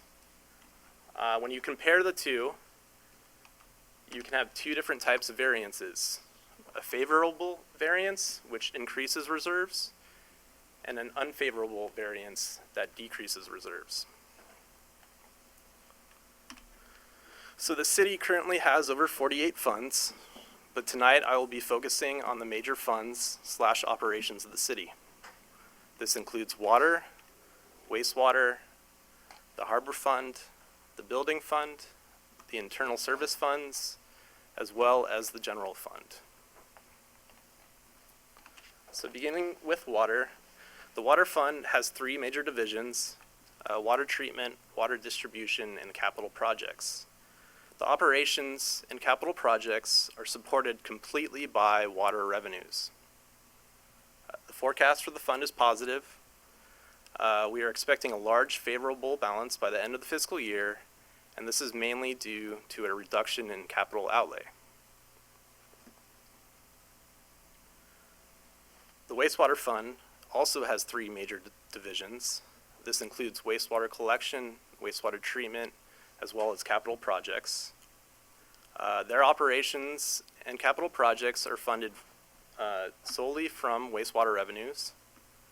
The forecast for this fund is also positive. This is due to reductions in personnel costs, outside services, and capital outlay. Because of this, we are expecting a large favorable balance at the end of the fiscal year. The harbor fund has two divisions: maintenance and the wharfinger. The harbor fund is supported through rents, leases, as well as slip revenues. We are forecasting a favorable variance by the end of the fiscal year. This is due to a slight increase in rent revenues and a large reduction in capital outlay. The building fund has two major divisions: construction regulation and code enforcement. The fund's main source of revenue comes from building permits, and we are expecting a positive outcome at the end of the year due to increased permit revenue. The internal service funds represent overhead expenses. These include the city manager, the city clerk, finance, the city attorney, personnel, IT, equipment operations, facility operations, as well as risk management. Expenditures in these funds are charged out to other funds based on different formulas. Sometimes that's number of personnel, size of budget, or square footage. The forecast for this category of funds is favorable. This is due to reductions in personnel costs, materials and supplies, and outside services. Last and definitely not least, the general fund. The general fund is the primary funding source of essential city services, ranging from public safety to planning. The main source of revenue in the general fund comes from taxes. As you can see here, on the bottom line, the outlook for the general fund is unfavorable. The next few slides should explain why. So we'll begin with revenues. The revenue forecast is positive, and it's due to the following items. We found or recognized some new grant reimbursements. We included the Measure Z funding. There's been an increase in cannabis license and inspection fees. We've started to charge for false alarm calls. And there are a handful of small miscellaneous increases. On the flip side, there are a few but significant negative variances. This includes a reduction in sales tax, a reduction in TOT, the elimination of the cannabis track and trace fees, and a handful of smaller decreases. Next, we'll move to expenditures. So we did have some budget categories that should likely come under budget. This includes personnel and outside services. On the other side, we had some areas where we're likely to exceed the budget. That includes materials and supplies, miscellaneous expenses, the cost allocation. But the biggest increase is coming from capital outlay. The reasons for the large increase in capital outlay has to do with 2 street projects. So the Waterfront Drive connection was adopted in May of 19, and unfortunately that item didn't make it into the 1920 budget. The other project, the Myrtle Avenue emergency project, obviously wasn't in the budget because this came as a surprise, and the general fund took a $500,000 hit to the bottom line because of that project. In fact, if it wasn't for the Myrtle Avenue emergency project, we would be looking at a favorable balance.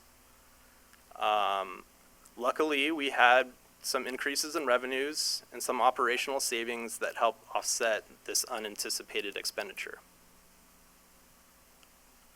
Before I conclude tonight, I'm going to go back to the budget schedule.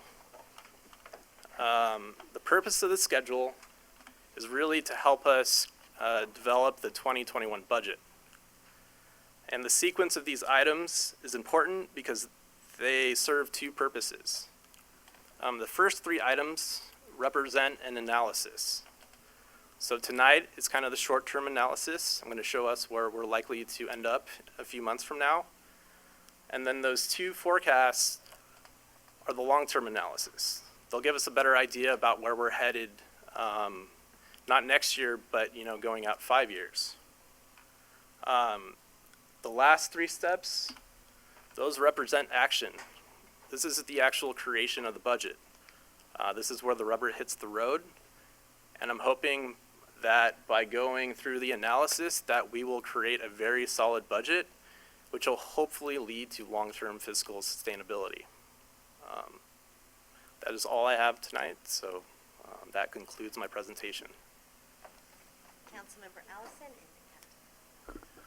So at least looking at the enterprise budgets like water and sewer where we're ahead of the budget, I do realize there are some upcoming issues like the wastewater treatment plant. We'll have to upgrade that eventually, but with such a large net positive at this time, are we going to add that to reserves, or just because it is a rate paid account, could we offer savings to people on their water bills? Not within this rate study, and a lot of the reduction in expenditures is just timeliness. So sometimes it's difficult to get everything done on that CIP. So when we don't spend the money, it stays in reserves, and we're likely to spend that money, just not as quickly as we thought we would. There may be some opportunity to reduce rates in the future based on the savings we see this year, but I wouldn't make that determination based on 1 year of analysis. Sure. I'd look at the long-term trends. Okay. I'd say water and wastewater, they're doing pretty well, not as well as the rate study showed, but they certainly aren't a concern like the general fund is today. Okay. Another question I had is, do you know how other cities and the county is doing with their budgets? I realize our sales tax is a little down. I was just wondering if other communities are facing the same problems, so to say. Other jurisdictions are seeing a decrease in sales tax within Humboldt County. I think the county has taken the biggest hit, but Eureka isn't too far behind. When you start to look at Arcata or Fortuna, it's more apples to oranges because you kind of have to have similar sized jurisdictions to really understand where the trends are headed. Because, Arcata does not have the retail that we have, so they're not as exposed to consumer spending as we are. Sure. Thank you. Councilmember Castellano. Thank you for your report. I have a couple questions.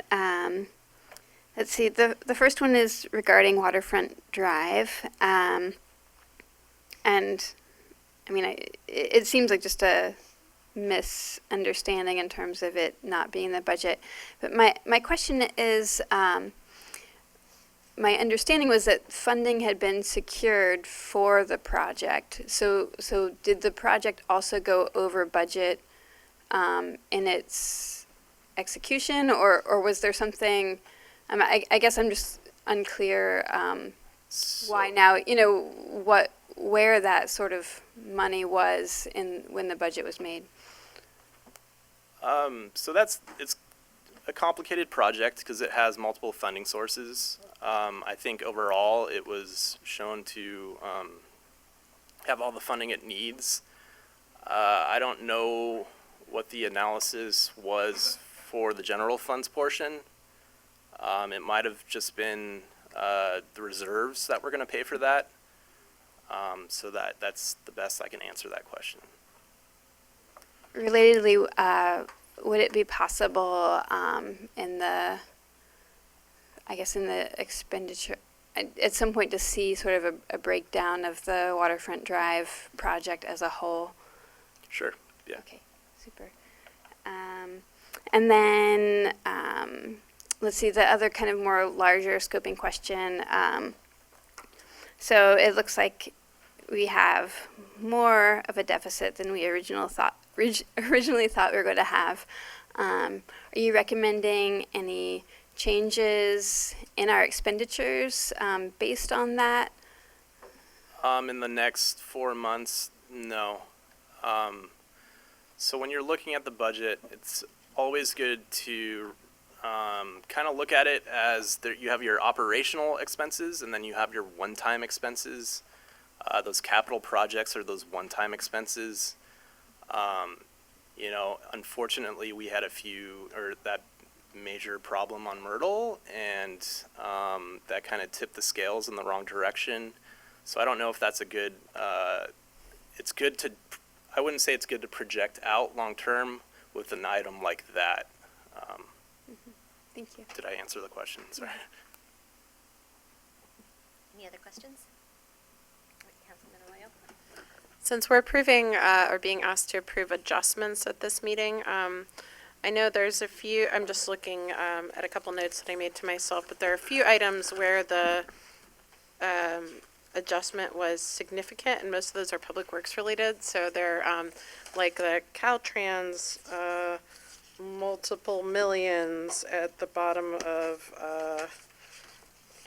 I assume this is like the HSIP or something like that grant, but I was wondering if Director Gerving could actually come up just to illuminate, or maybe you can tell me about that. Let me try. Okay, great. So there was a category I didn't include, and that's special revenue funds. Okay. So those are grant funds. A lot of times we're good about amending the budget to capture the expenditure side. We're not as good at capturing the revenue side. You should really, the proper way to do it is you hit both, because all of those funds should, at the end of the year, they should have no cash on hand. That we don't hold reserves in those funds. They simply pay for whatever the grant is allowing. Okay. So a lot of that is just housekeeping and cleanup. Sure. I had a community member contact me saying, it looks like there's unspent pavement maintenance funds and unspent Caltrans dollars. Like, why? And I wanted to be able to clarify that those aren't necessarily, those might just be projects that are going to be initiated in the next fiscal year. Is that accurate? Yes, and sometimes, especially with gas tax funds, we kind of put in a project or put in a number, knowing that we're not going to actually spend that money, but we're going to put it in there as a placeholder so that the following year we can add more to that project. Okay. Yep. Thank you for clarifying. Councilmember Castellano?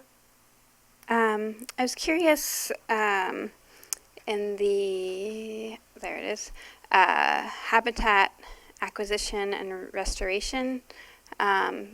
Was that related to Myrtle Avenue and the work with Cooper with kind of restoring the fish habitat there? in that Do you expenditure. know the fund number? It is, let's see, other governmental funds. Fund number 230, page 81.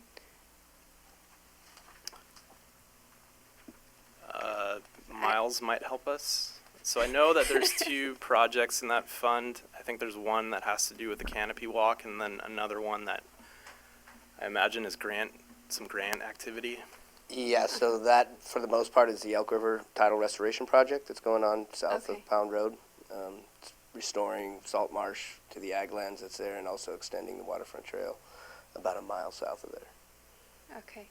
And then is this another one of those cases where, because we didn't have anything in the budget, but I know that we have received grants for that. So is this one of those cases where just the funding that we're receiving isn't entered in, or how does? The funding we have received, so a lot of that funding is for construction, and right now we have a gap in that funding, and so we're looking for more funding in order to make the project whole. And so, yeah, we haven't gone to construction. A lot of it is planning money, so that money is there, and like Director Millar had stated that, you know, we're not as good as keeping up with the revenue and then expenditures, so that number is probably the total amount of it in the millions, and we've only, you know, the vast majority of it is construction funding, and that won't be spent until we get to the gap closed. Okay. Thank you. And then I guess one more question. I mean, it seems like kind of a catch-all, but in the internal service fund, professional, technical, miscellaneous, that was another kind of, this is page 86, kind of 2/3 down or so. That was another big gap. Is that, what is professional, technical, miscellaneous? Consultants. Okay. Yeah. Okay, great, thanks. Another comment about the grant revenues. Sometimes, so you earn it as soon as you spend it. But to get that reimbursement can take 6 months. It can take longer. So if I spend it in April or March, I might not see it for another 6 months out, which would be another budget. So that's a lot of times it's just hard to time these things properly.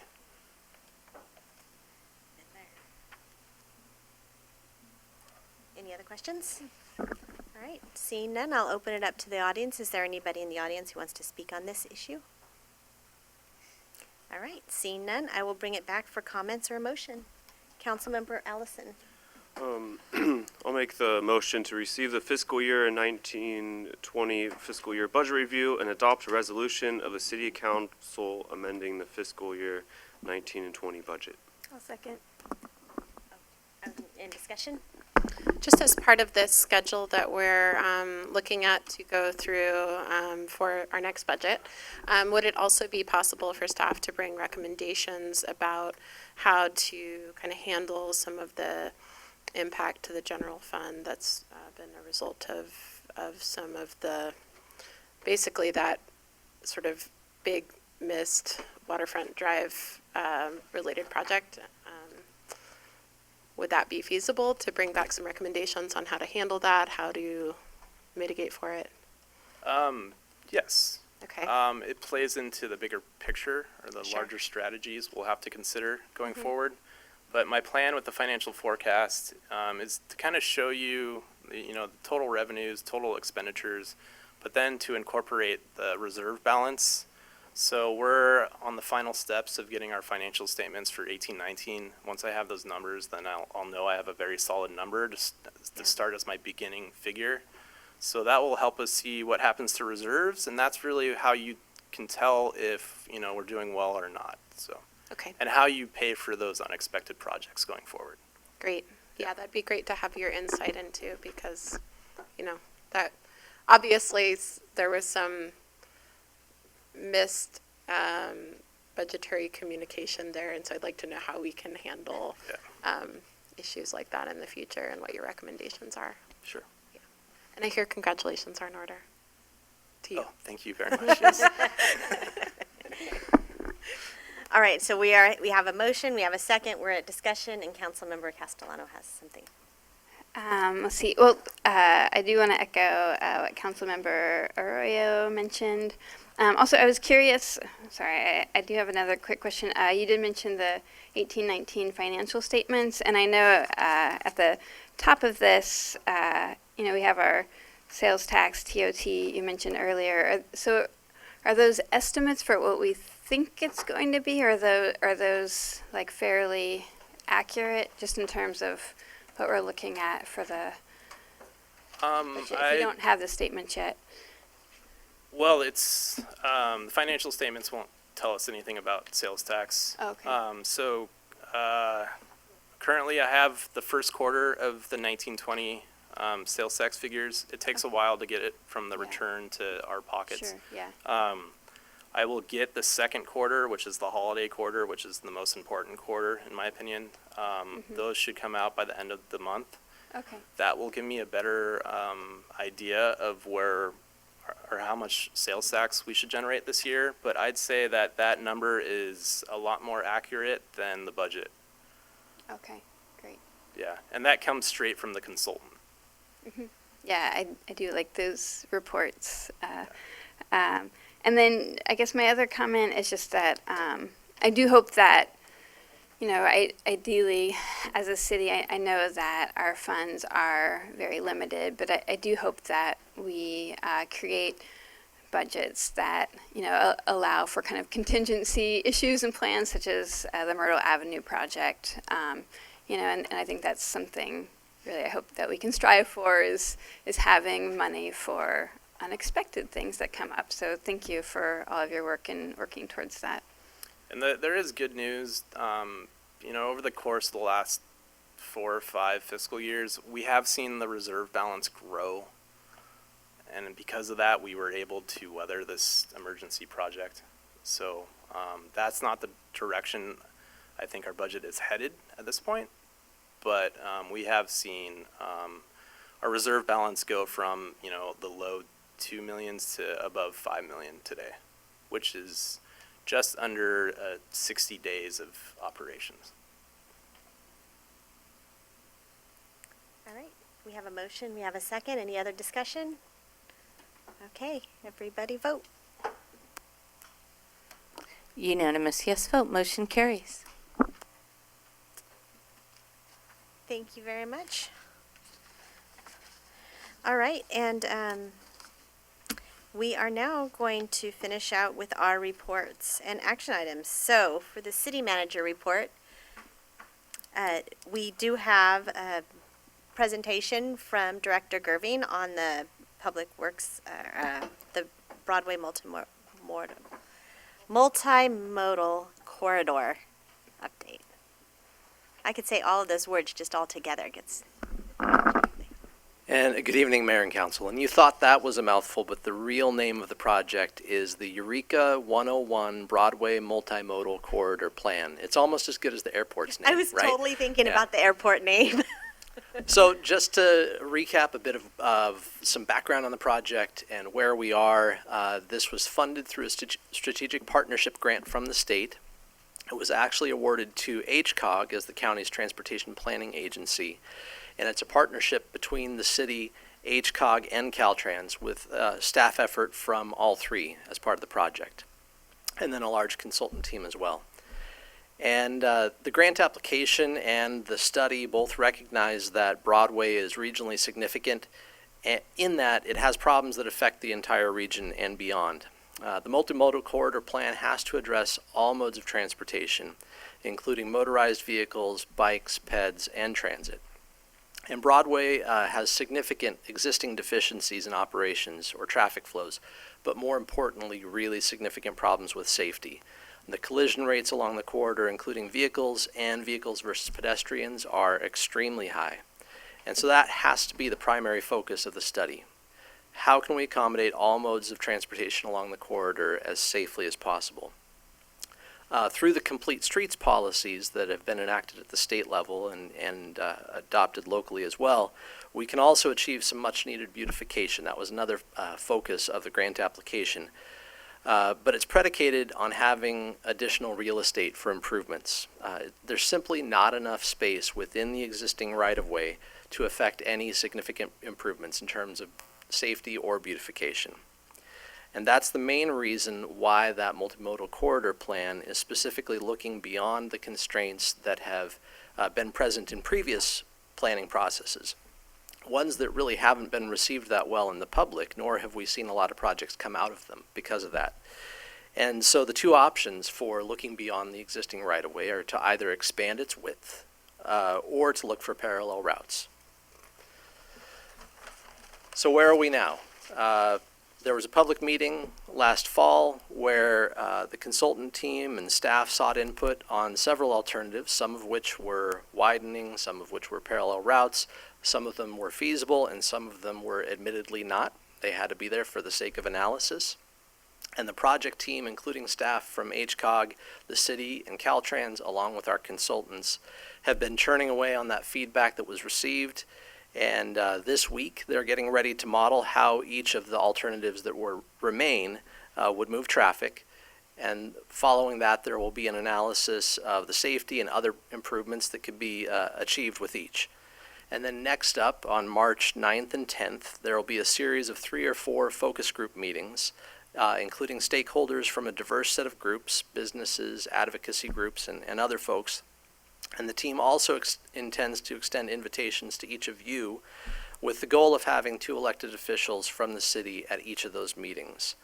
Going forward then, the team will take the feedback from the focus group meetings and refine it further and come up with alternatives that will remain, and they'll be analyzed more and then brought to both the city and to the HCOG board for further consideration and selection of a preferred alternative or of a set of preferred alternatives. And the goal being that in the future there would be funding from state safety programs or corridor programs that would allow us to actually construct those improvements over time. Probably not in one fell swoop, but likely in phases or different portions of the project at a time. So that's kind of an update on where we are, how we got here, where we're going. If you've got any questions, I'd be happy to answer them. Councilmember Messner. Thank you for that report. I wanted to ask, because we had pretty thoroughly discussed and hoped to create parallel routes to this multimodal plan that is actually not just a plan, it's required, right, by our state. I mean, some of this is required that we're trying to fulfill requirements by the state. Well, certainly, if we want to seek funding in the future for improvements like this, then we need to have this multimodal corridor plan in place. So,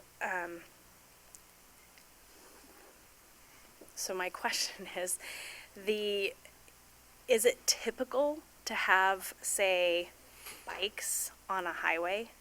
Is that like something that's pretty typical around the state, or is it, or is this because we had so much pushback from the public to these parallel routes that we discussed, that now we're looking at?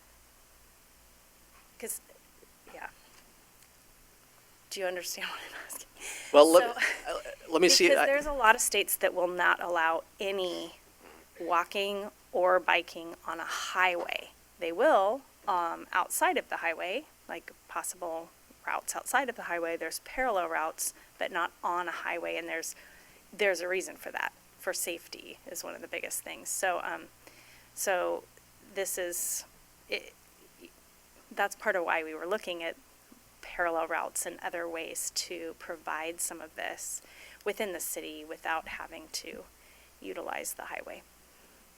Really, the goal of looking at parallel routes here is, like I said, to look beyond the constraints of the existing right-of-way, because if you're looking at, say, a 100-foot wide right-of-way, there's only so much room for sidewalks and shoulders and travel lanes and a turn lane, and you simply can't fit anything more. You can't provide for bikes or better pedestrian facilities or, reducing conflicts for turning movements and that kind of thing. And so that was the goal of looking at parallel routes. I will say that in California, to my knowledge, there's a distinction between certain portions of the state highway system, and they're controlled access freeways. So there are areas where bikes and pedestrians are prohibited from freeways, but where 101 is going through the city of Eureka, that's not going to be a practical alternative. And so we need to be able to provide for bikes and pedestrians and transits and vehicles to all travel safely. And that's the big thing that we're hoping to achieve. So I hope that answers your question. Councilmember Arroyo? Oh, did it? Oh, no. Sort of, I guess, except for because we had looked at like H&I and these other routes that would then people could utilize those rather than spending all their time on the highway. And yes, there are certain aspects of it that we were looking at between cities and all of that to create those routes outside of the highway on the sides of the road where it's feasible. But we're talking about something that is, like you mentioned, you're asking for all of these different options within something that is already busy and full with just vehicles, right? With just cars and buses.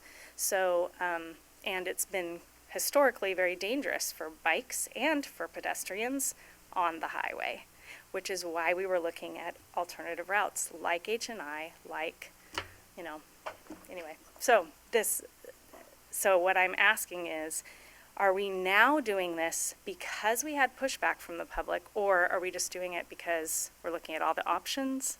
I'm just trying to understand. So just to clarify, H&I, the plan that was approved by council and we sought grant funding for that, that's still out there. We will still seek funding for that project in subsequent grant cycles, probably HSIP, but there may be others that would be a contender for. But that's not intended to relieve 101 of some of the traffic burden that it currently faces, or nor do we really want to encourage traffic to shunt off onto already heavily utilized streets within the city or outside the city limits. So really this is looking at the Broadway corridor because we know that's where our heaviest traffic volumes are, tens of thousands of vehicles per day, and trying to move them efficiently and safely and reduce conflicts between vehicles and non-motorized traffic. Now, Councilmember Arroyo. Could you clarify what's been ruled out at this point? What's been ruled out? I can say pretty definitively that the causeway option, which is like the Bayward bypass, if you will, that's been ruled out. There are certain elements of others that will likely fall off pretty quickly, but I think that there are some alternatives that are still likely to be a push, honestly, that need to remain in for the purpose of analysis and to see what sort of safety improvements we could achieve with them, like the Coster couplet, possibly combined with something of a couplet extension that terminates at the Bayshore Mall, that sort of thing. It would, like I said, be a push given the Coastal Commission's stance historically on that idea when it came to them as part of the Waterfront Drive Extension project. But we need to look at how it can improve safety and save lives in the end. I have concerns about, I guess, the projections of sea level rise around Humboldt Bay, and I just have heard a lot of concerns about that particular alternative and extending 101 to be in that area of the city. But I'll wait to see, I guess, what comes out of it. I hope that we're not, I know that there's grant funding for this, which is great, but I just don't want us to be spending a lot of our staff energy and time entertaining alternatives that seem like they're not very viable in the longer term. I think the difficulty is that that's the part of Broadway that is the most constrained, from Bayshore Mall up to Wabash. Yes, it's constrained from Wabash up to 4th and 5th as well, but you've got the Coster couplet idea as a parallel route there that would definitely, in staff's mind anyway, achieve some significant improvements, even though there are parts of that project that would still need to be worked out. But the only alternative to either widening the existing footprint of Broadway in its current location, which would require wetland fill, is a parallel route. And in addition to requiring wetland fill, expansion of the existing right-of-way would require property acquisition and buildings that would need to be demolished or moved or something like that. And so for parallel routes in that stretch, you've got either a Bayward parallel route or you've got Fairfield as a parallel northbound route. And that's one that, again, was included at the outset of the project for the purpose of analysis, but I can see a lot of pushback in the community, and legitimately so, from turning Fairfield into northbound Broadway. Yeah. So wouldn't all of the alternatives require some acquisition? Some, yes, but not necessarily the form of acquisition that would require the demolition of existing businesses. Okay. And to be clear, this is, if this were done, it would be Caltrans acquiring property, not the city of Eureka. That is certainly our hope. We don't really want to have the volume of 101 on city-owned streets. Right. But there have been other times when we've talked with Caltrans about partnering with them on projects because their processes are so burdensome that it might make sense to have the city help facilitate that and then deed that right-of-way over to Caltrans at the conclusion of the project. Wow. Okay. Well, I'm excited about the focus groups. Thank you for the update. Sure. All right, Councilmember Burgell. Yeah, thanks for your presentation. So at one time, it's been years now, there was talk of diverting at least cyclist traffic, obviously not vehicle traffic, onto the trail. And there was talk of doing signage at the Pound Road end, or, down at, what do they call it now? I don't even know, but, down at the Park and Ride. And then at this end as well. Is that something that's still being considered as far as the cyclists? Because the road is narrow and it is dangerous, and I'm wondering, it's more beautiful to go on the trail, so encouraging that. I may be mistaken, but I think there is signage that points to the Eureka Waterfront Trail at both the north and south ends. It may not specifically say bikes take off here. We were talking about Yeah. bike-friendly trail, or this is the bike trail, or this is the coastal trail, take your bike this way. That's what we had discussed before. Okay. Big signage. And I'm so thankful that we're working on this because it's so ugly. So it'll be nice to have something beautiful happening down there eventually. Councilmember Castellano. Thanks. Thank you for the update. Let's see. Are we doing doing questions and comments, or just questions? So this is a report, and So just whatever. so it's just Okay, whatever, yeah. great. Sorry. Let's see. I guess one question is, like, I feel like in some contexts we talk seriously, or we talk about there's a serious need to reduce vehicle miles traveled kind of across the world. Let's just say, reducing carbon emissions. Has there been any thought to creating kind of like big plans for reducing vehicle miles traveled as a way of over time addressing the impact of the Broadway corridor? I mean, let's say like in 10 years there's a 30% reduction in vehicles on the road. Would that kind of alleviate some of the need, or more? Would that alleviate some of the need for changing this, and could actually potentially slow down that area and have it be more of a green space along 101? I mean, it's kind of a different view, of the problem.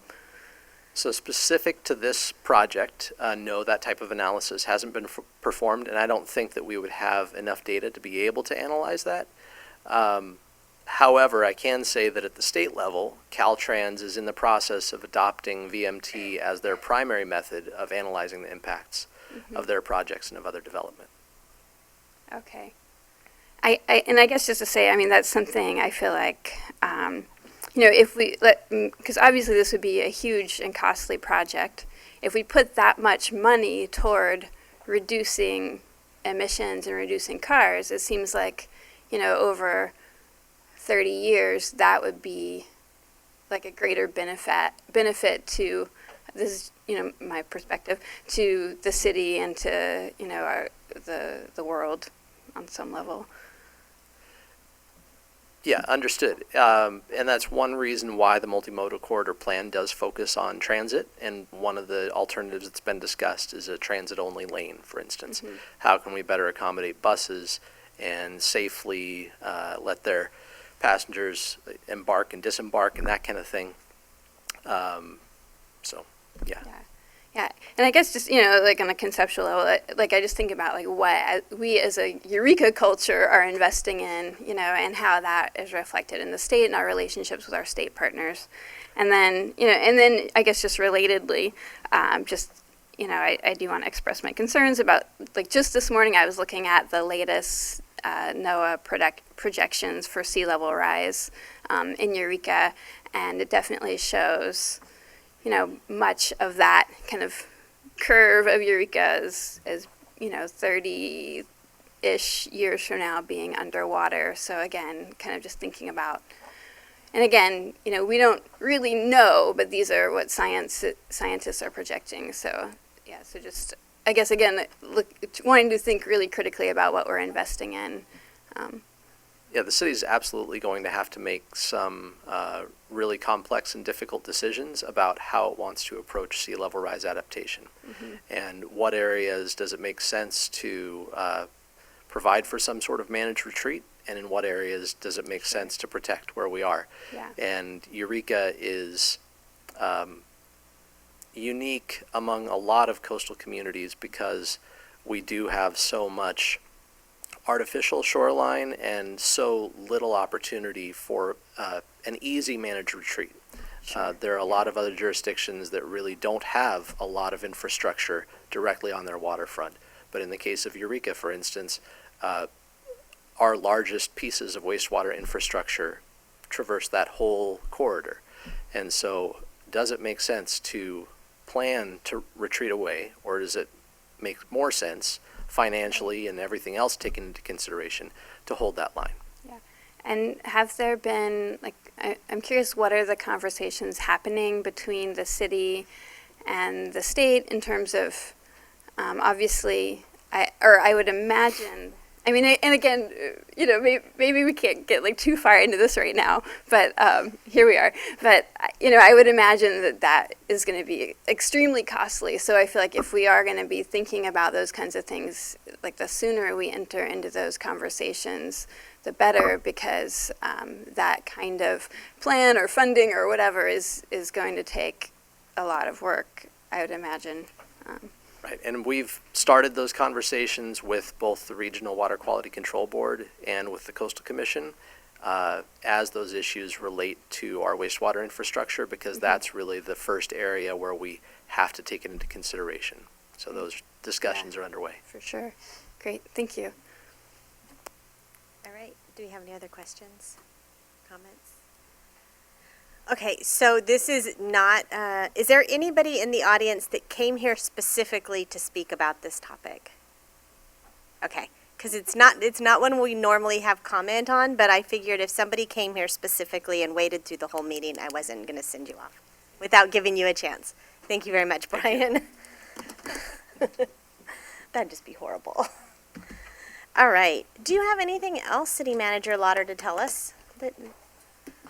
Madam Mayor, members of the council, I continue to get to know the job and get to know the community. I did have a chance to do a ride-along with Sergeant LaFrance and actually go and see an encampment that our Uplift folks and our CSET folks were working in coordination with the people living at this particular encampment, and they invited them to help pick up the garbage and help clean up, and brought them warm coffee and donuts, and they formed a partnership there to actually address that particular encampment issue. It was actually really cool to see firsthand what actually is really happening with regards to the programs that the city does have in place. And I think if there's anything that I can bring to what is already happening and being successful, is maybe helping figure out a way to communicate that more broadly and effectively so that people are actually seeing those impacts. and maybe appreciating the efforts being made by very dedicated people. And so I got to go around to the mission. I went over to St. Vincent de Paul and visited with people there, and I got to kind of see what life is like a little bit from a couple different perspectives, which was very impactful. So I really appreciated that opportunity. Nice. Well, I'm glad you had a good experience. Yeah, thank you. And now it is time for city manager reports, and I am going to start over here with city council reports. Sorry. I'm going to start over here with Councilmember Brielle. Thank you. And thanks for sharing, City Manager. I love that. We are so fortunate to live where we are and to have people so dedicated to making our city a better place, because it does take all of us, and it's just so awesome to have that experience. I've had that too. So I have just a couple of things. Just don't forget that February 29th, speaking of doing great things, is the Melvin Seals and JGB concert, which is going to be happening at the Muni. All proceeds go to benefit Uplift Eureka. We'd love to see you there. It's from 6:30 to 11, and I've heard the band is really great. Tickets are only $40, and if you can't go, fine.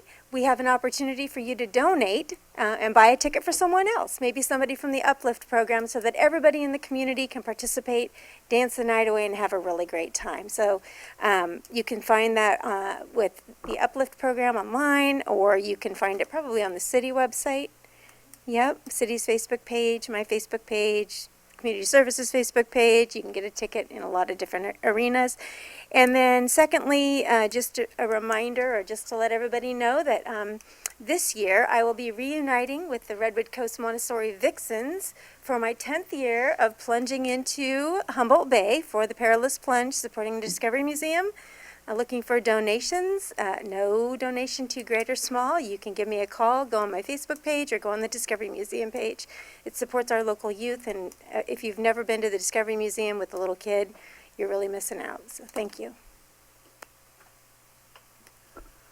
So last week I met with the Offshore Wind Committee with Redwood Coast Energy Authority. I'm one of the subcommittee members. I'm also the chair of Redwood Coast Energy Authority, and things are still moving along the timeline. We're probably still maybe 5 or 6 years out. There's just so many dots to connect with the Department of Defense, the Bureau of Ocean and Energy Management, California Coastal Commission. You know, just there's lots of hoops. It almost reminds me of like Sonic jumping through all those gold rings, you know, to score points. So we're moving along. I really hope the project happens. It could, you know, be a 160 megawatt project. It would totally replace, you know, like the natural gas plant at PG&E's, you know, in King Salmon, for instance. And I just want to say the partners working with us, which is, you know, a public-private relationship or a partnership we have, is really amazing. We have some really talented engineers and people committed to renewable energy and fixing climate change on this project. Of course, it is mostly privately funded. I know some people are upset about that, working in a capitalist world, but you know, it's very hard you know, to pay for a $500 million project otherwise. But you know, I'm just thinking out loud. You know, like this can really be a huge benefit to Humboldt County, and just trying to reduce our carbon emissions on this planet. And so that's why I'm still really dedicated, and I hope this project continues to evolve. And just right now, we're just jumping through those gold rings. Councilmember Arroyo. Everybody played Sonic the Hedgehog, right? Okay. I feel like it's a... Did it? Did, yeah. All right, great. So I didn't have very much. The Community Emergency Response Teams training, CERT training that I'm taking is this weekend, so I will be excited to check that out and get certified. And have any of you done it? No. Okay, well, I will be the But my first, kid and then wants to, I'll recruit you all. So, yeah, it's offered really when there's a hosting organization that can help host all 3 days, and provide food and support for the classes and community interest. And so actually there are a few folks who are part of neighborhood watch groups in Eureka who are also planning to go all the way out to Bridgeville every day for the weekend for 3 days. So I'll be glad to join them and to get the training, and I'll share with you what I learned. And beyond that, there's a Humboldt roller derby game this Saturday. So come on out and support your own Eureka-based roller derby team playing against Visalia. So it's always nice when we have an out-of-the-area team so we can unite in our Humboldt love. And there's been lots more meetings and committees, and but no big updates right now. So just keeping on. Oh, and I'm working with the Henderson Center Merchants Association, going with Swan Asbury to the next meeting of the Henderson Center Merchants Association to pitch an idea that I hope to bring back to you soon once they say yes. And it will be something in advance of the Eureka Street Art Festival to generate interest and excitement in the festival this year. So once they say yes, I'll have lots of details, and I'll be trying to recruit each and every person to help with it. But we're thinking about an event in Henderson Center to just really liven up Henderson Center. So I'll keep you posted. All right. Well, there were a lot of things that have happened in the last couple of weeks, but I'll just highlight a few of them. One of them was that Eureka High School did their groundbreaking ceremony for their new gym. So that is underway and will be completed. The plan is to be completed in the fall of 2021. So that was there's the picture, at least one picture. I didn't get a lot of pictures of the crowd. There was actually quite a crowd there, which was really fun, and people were pretty excited about it.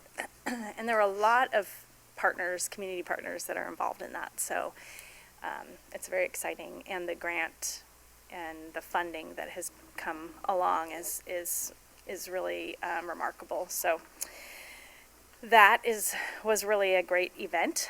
The other one of the other things that happened is the EPD, Eureka Police Department, had their ceremonial, promotional and ceremonial award. I guess it was a award ceremony, right?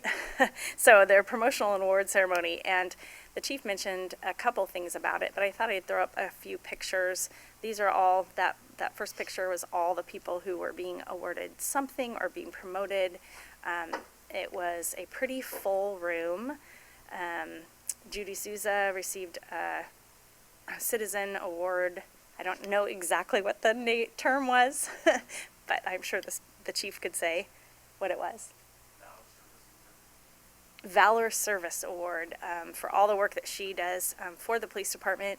It's like a whole list of things that she consistently does to support and volunteer to care for our police, including food and clothing and items that they need. So she's been working hard doing that for many years. So they honored her, which was fun to see. And then, of course, the promotions that took place. It was exciting to hear from the chief tonight about those positions being filled, and people were so excited about the things that are happening. You could feel the energy in the room with not only the department itself, but their family and supporters who were there. So I really appreciate everything that our team does, and really appreciate our Eureka Police Department and the chief, and so thank you. That was a really wonderful event at the Sequoia Conference Center. And then one last thing is there was what? Oh yeah, Brian Stevens had a great smile in that picture, didn't he? One last thing is it was fun to see, it was actually really special. A group of people put on a meal just to appreciate the city for the work that we've been doing, and so that happened in the last 2 weeks as well. And there was a luncheon that they put on, and so it was great to see our fire chief and the police chief and a lot of the departments there, and enjoying that. And spending time with the community and that support. So, and it was fun to be a part of and get to see, and I know the mayor was there as well, to just see the appreciation and hear that appreciation and what they recognize is happening within our city and the work that we're doing.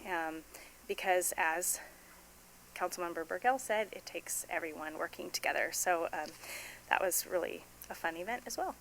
So, and I think they plan on doing that regularly every year. So appreciate the group that did that for us. That's it. Let's see. Well, first, before I get into things I've done, or I'm going to do, just a small thing I wanted to bring to the attention of council.